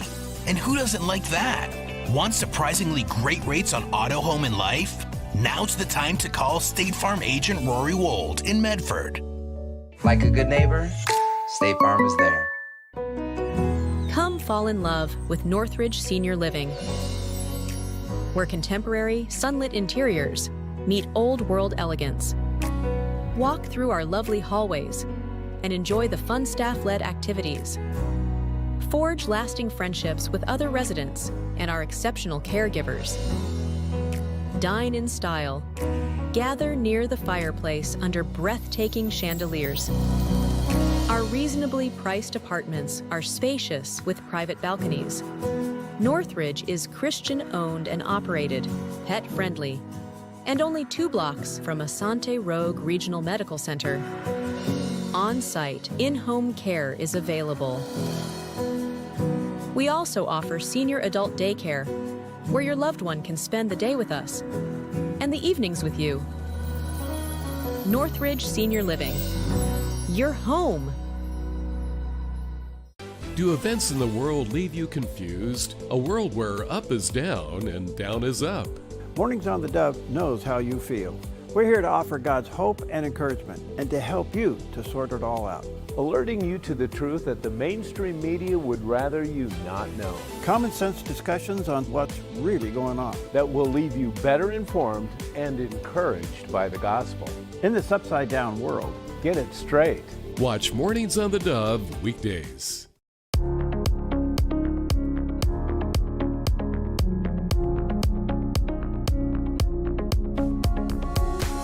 Okay, welcome back, and honored to have back with us today Richard Harris. He serves as the executive director of Truth and Liberty Foundation. He's the host of Truth and Liberty Show. He's the founder of the Richard Harris Ministries, and after graduating from Cornell Law School, he practiced law for 29 years and represented clients at all levels of the state and federal courts, including the U.S. Supreme Court.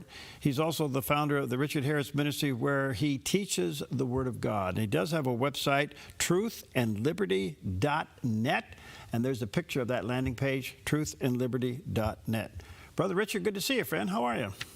Hey, Perry. Good to see you, too. Thanks for having me on the show. Yeah, thanks for your time.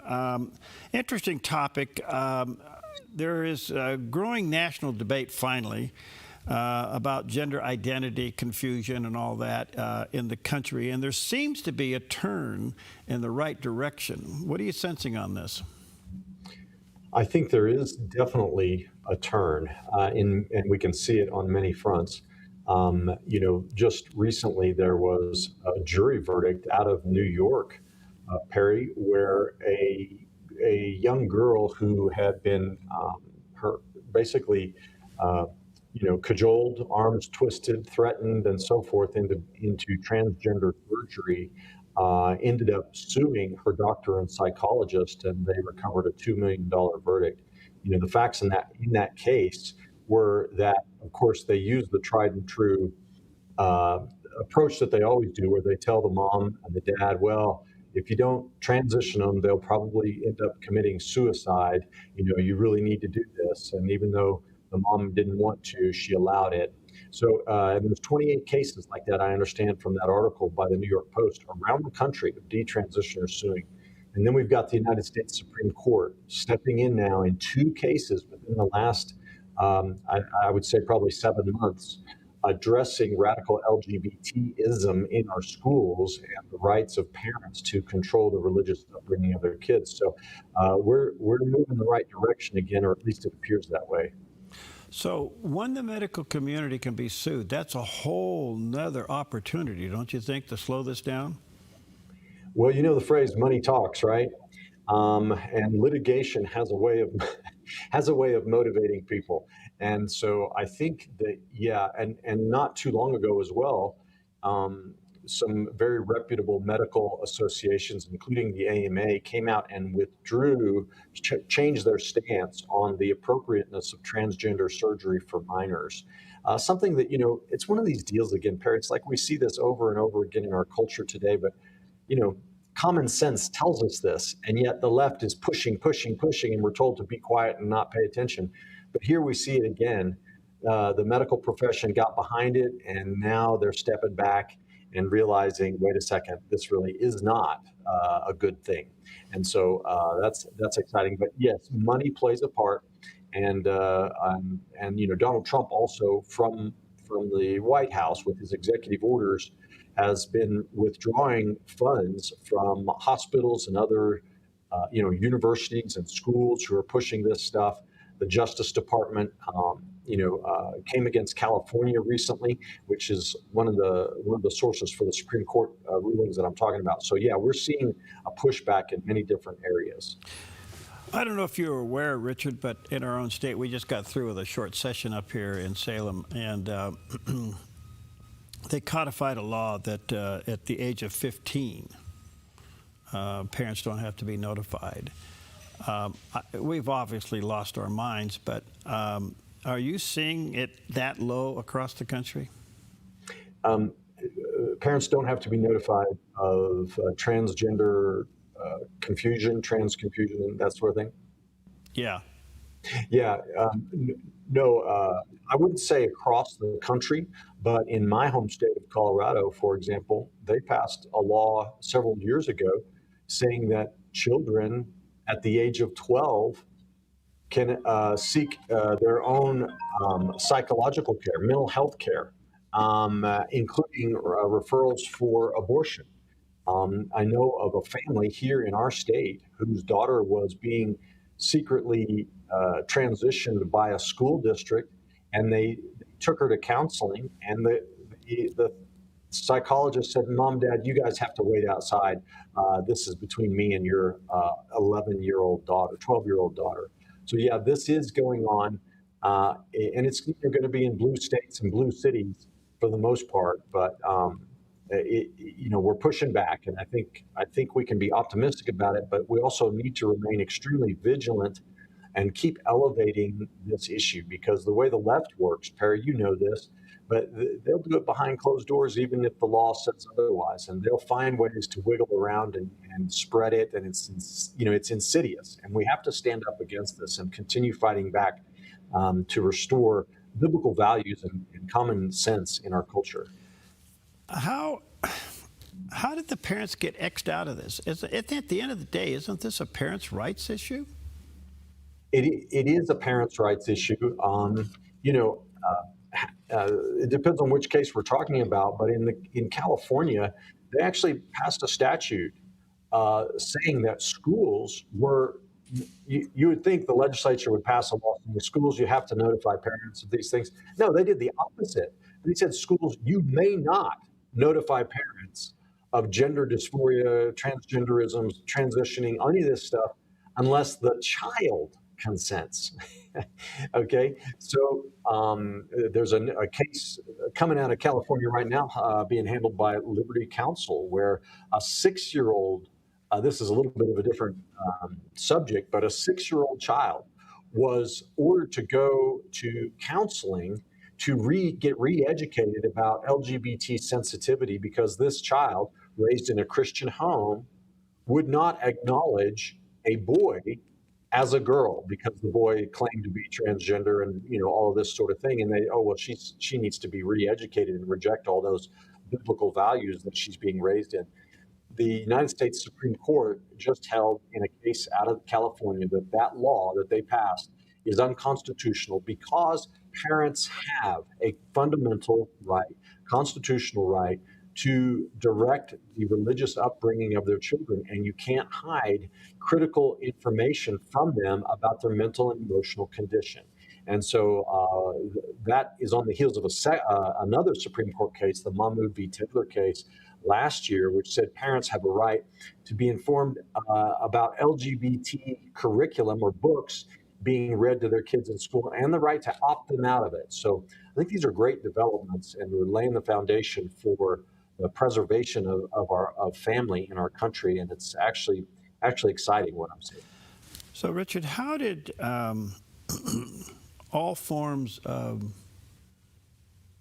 sexual education become the #1 curriculum in public schools? How come that is the leading curricula over math, reading, English, history? How did that become #1? Boy, that is a good question, Perry. And I tell you, it's been going on a long time. It's a progression that began, happening probably in the 1960s or 70s, when they started saying we need sex ed in school, something that never was in American schools. And it seemed like people did just fine on that subject, with the birds and the bees at home, and then just the law of nature. But they started teaching sex ed in schools, and it has progressively become more and more not about biology, but about conduct and attitudes and mindset. A few years ago, there was something called comprehensive sex education, or human sexuality education, that came out of the United Nations and was written by Planned Parenthood and the LGBT lobby, and it was foisted upon school districts all over the country. And this comprehensive sex ed is graphic. It is pro-homosexuality and pro-abortion.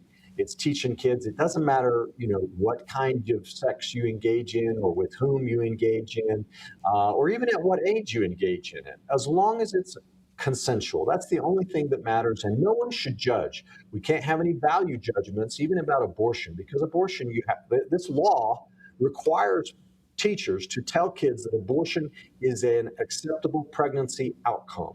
They put all these euphemisms in there and everything. So what we're seeing is the hard left, progressivism, humanism, complete radical moral relativism in league with the homosexual lobby and the abortion industry, pushing this garbage into our schools. And so right now, I think people are waking up, not enough yet. The whole country needs to wake up to this, and we need to get the word out, but people are beginning to wake up to it. I guess the other thing I see here, Richard, is that the silent form of religious persecution in America is inside this topic. Let me explain that. Here in Oregon, we've had loving foster families wanting to bring children into their homes, and were denied because of their faith. And this, I don't know, you probably see that across the country. But this is a form of religious persecution that I don't think we were prepared for. And yet, the outcomes of foster children going into a Christian home is far greater than anyone else. And yet, they're denied that because of their faith. What do you think? Yeah, that's absolutely correct. And I would say it's really not that silent anymore. The hard left has recognized that Bible-believing Christians are their enemy. We are the roadblock to their progressive humanist LGBT Marxist agenda in our country, and they are coming after us. And we need to also wake up to this reality. I thank God for Donald Trump because, for one reason, he's appointed originalist conservative justices to the Supreme Court who are drawing a line on these things to preserve our liberty. There were a few cases in Massachusetts recently on the foster care issue where the state required foster parents to sign on to a policy promising that they would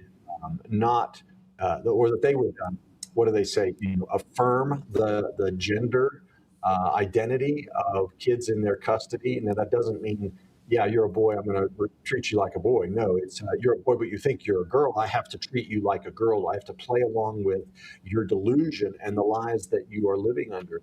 And some Christian foster parents said, no, we can't do that. And their licenses were revoked, at least one or two of them. And so they filed suit, and the state of Massachusetts relented. And so that's good news there. I think, if we get informed about our rights and we take a stand, the Constitution is behind us, natural law is behind us, and God is behind us. And I think that, we will prevail in this fight as long as we don't just roll over and accept it as whatever the government says has to be. That's not true. Well, you got a lot there. Let me take a quick break. Let me say to our viewers and listeners, check out Richard's website, truthandliberty.net. And also check out his ministry, Richard Harris Ministries, as well. There's a picture of his landing page. Got a big question for him when we come back. We'll be right back.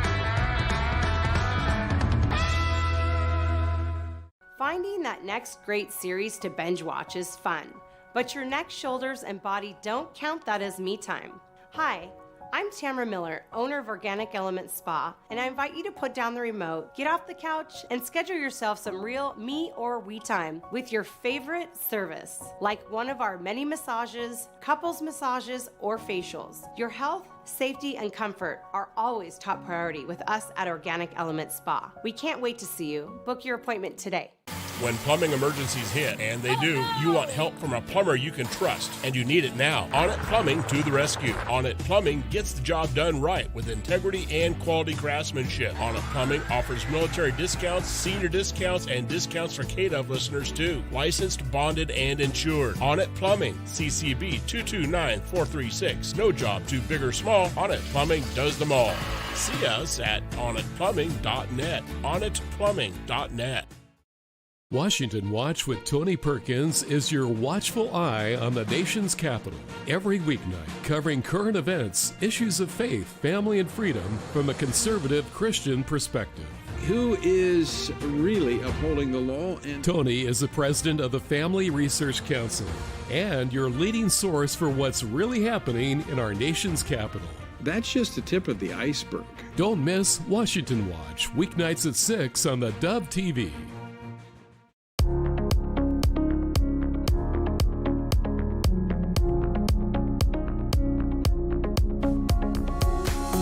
Welcome back. Honored to have back with us today Richard Harris. He's the Executive Director of Truth and Liberty Foundation and Truth and Liberty Show.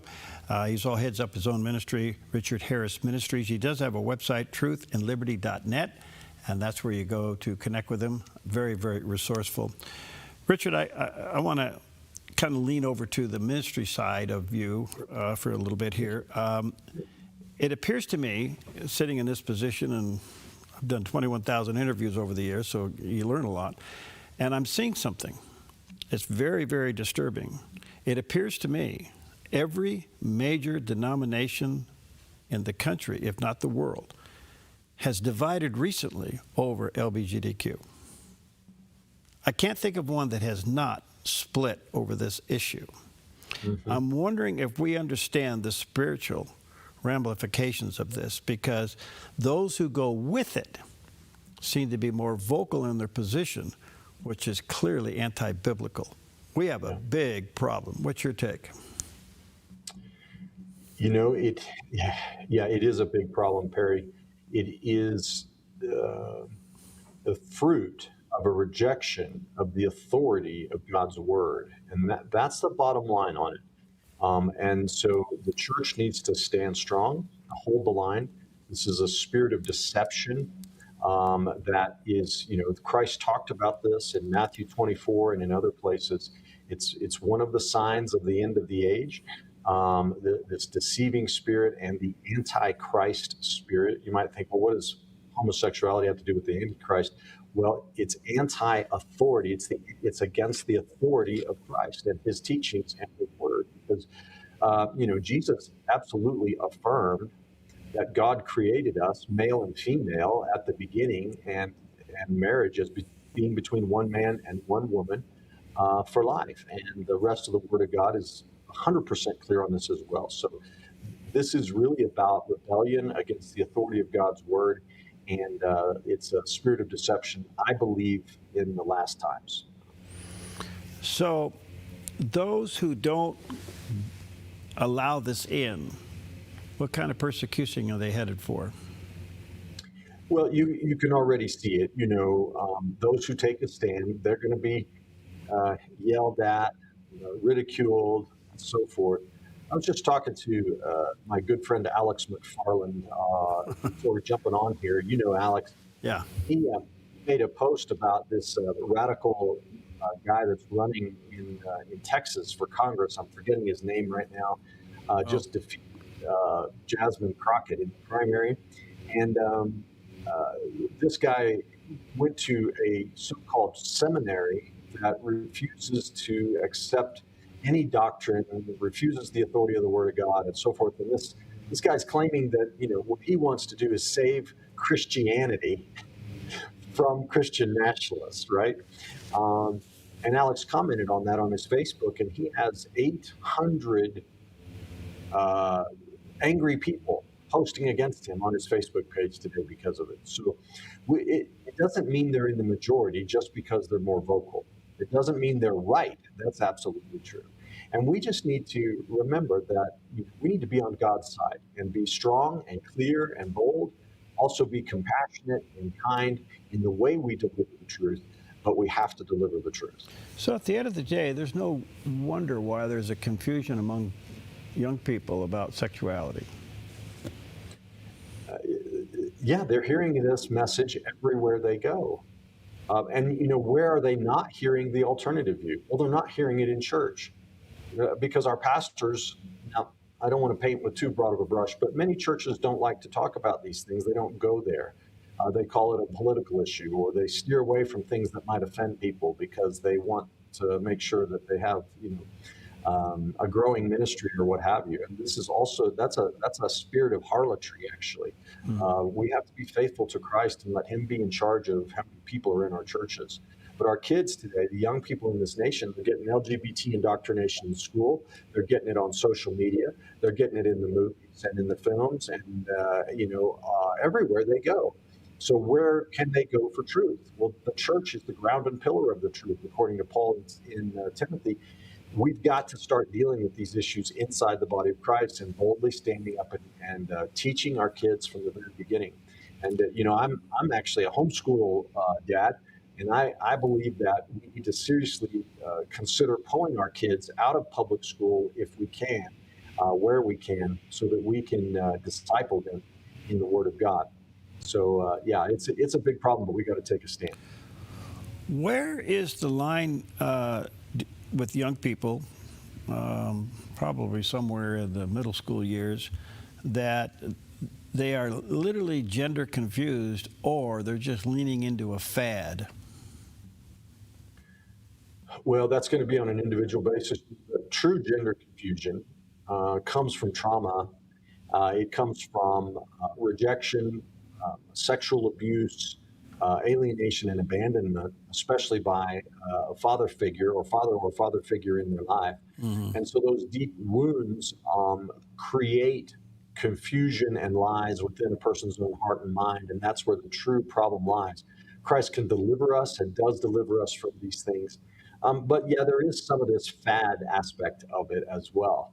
And as well, when you're changing and you're growing up and you're wondering about these things of sex and identity and all of this, it's not unusual for people to have to go through a little bit of a journey, And the data shows that most people vast majority of people, actually, I think it's 75% or so, who experience some level of gender confusion or same-sex attraction in their teen years will have dealt with it successfully, and by the time they're in their mid-20s.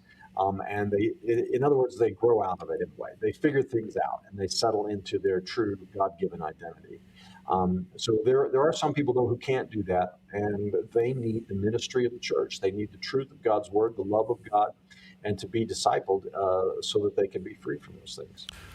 Richard, what do you have to say to a parent that sees something happen with their child? They could be suspecting that they're being groomed to change.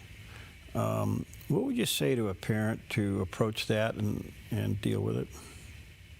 Yeah, communicate is number one. Sit down and talk to your child. Ask them questions. Look, as parents, Perry, we're not called to be our kids' friends or their buddies. That's first and foremost. We're called to be their parents. And as that, sometimes we need to say and do things that might make our child upset with us, right? So be bold, be courageous, check out their schoolwork, check out their backpack, look through their notebooks, look at their notes. Look, the main thing is get on their phone. If they have a phone, you need access to that phone. And if you don't, you take that thing and either throw it away and get one that you can't have access to, or whatever you need to do to be able to look at their text messages and their social media posts.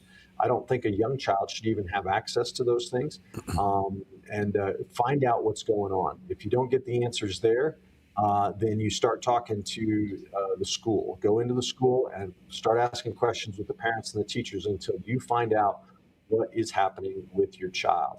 And then you can, with God's help, the church behind you, you can begin to take action from there. Good advice. All right, let me draw you up to 30,000 feet. How do you think the church is doing in America today? I think the church is in trouble, honestly, but is maybe beginning to turn the corner. God is sending revival in this nation. I have no doubt about that. The question is the church prepared for it and ready for it? And everything comes back to the Word of God, getting back to the Word, making it our number one standard for everything, and Jesus Christ as Lord. And Christ is raising up, I think, a faithful remnant in this country. And so the remnant is doing good and getting better all the time. The rest of the church needs to get on board. The theme, I was at the NRB this year, and the theme seemed to be the fidelity of the word. In other words, is our message clear? Is it simple? Is it theologically pure, so to speak? Do you sense that? Do I sense that that's happening? Again, I think the remnant is there, and I think the word is making an impact. You know, revival on college campuses and all of these things that I see happening. The response to the death of Charlie Kirk, who was very clear in preaching the gospel. So there is a great deal of hope. But you know, leftism, wokeism has invaded our seminaries, our Bible colleges, invaded our mega churches. And, you know, if you're attending a church out there and the pastor is not faithful to God's word, if he's compromising or timid and not speaking on the issues, I think you need to really prayerfully consider finding a different church, even if it's a small church. It's better to be in one that's faithfully teaching and preaching God's word and standing up for righteousness than it is to be in one that's headed the wrong direction. That's very good. All right. What little time I have left, tell us about Truth and Liberty, the foundation. What are you doing? Absolutely, Perry. Well, we exist to educate, unify, and mobilize the body of Christ to stand for truth in the public square. So, like you, I've got a show. It airs twice a week on our website and on the network GTN, on CTN, and on all our social media channels here at Andrew Womack Ministries. It's called the Truth and Liberty Show, and so folks can check that out. We interview Christian leaders from all walks of life, from the local sheriff to congressman. We've also got a resources center on our website where we have hundreds of links to materials to help get you informed and equipped. Subscribe, and we'll start getting our newsletter. And then we have conferences and events throughout the year, especially our awards banquet, which is coming up on May the 1st of this year, where we're going to be recognizing David Barton and an unsung hero named Tina Peters, and also have a fantastic patriotic drama that we're going to present. It's going to be amazing. And then the annual Truth and Liberty Conference in September is another big event. That's wonderful. Of course, we have our 250th birthday coming up, and it's going to be well recognized, I think, across the country. But what an opportunity for us to emphasize that we are one nation under God. Do you think we're ready for this? Yeah, what an amazing time to be alive. To think about that. Are we ready? I think so. There's a lot of events and major celebrations that are planned. There's three things I'd mention real quick. Number one, in mid-April, there's America Reads the Bible is going to take place at the Museum of the Bible in Washington, D.C. Right. And that's where we're going to, it has a sense to me of being sort of like Ezra, rolling out the scroll and reading the word of God to the people. It's going to be powerful. Good. Then on May 17th, the Trump administration is holding a rededication of America to God on the National Mall. I think that's going to have spiritual significance. And then the 250th on July 4th, here at Andrew Womack Ministries, we're going to be having a massive celebration with a new dramatic presentation called Finding America. It's going to be awesome. And don't forget the first Thursday in May is the National Day of Prayer. So there we go. That too. Richard, good to see you. Thank you, friend, for your time. We value it greatly. Let me say to our viewers and listeners, check out his website, truthandliberty.net. There's the picture of the landing page, truthandliberty.net. God bless you, friend. Let's stay connected. Thank you, Perry.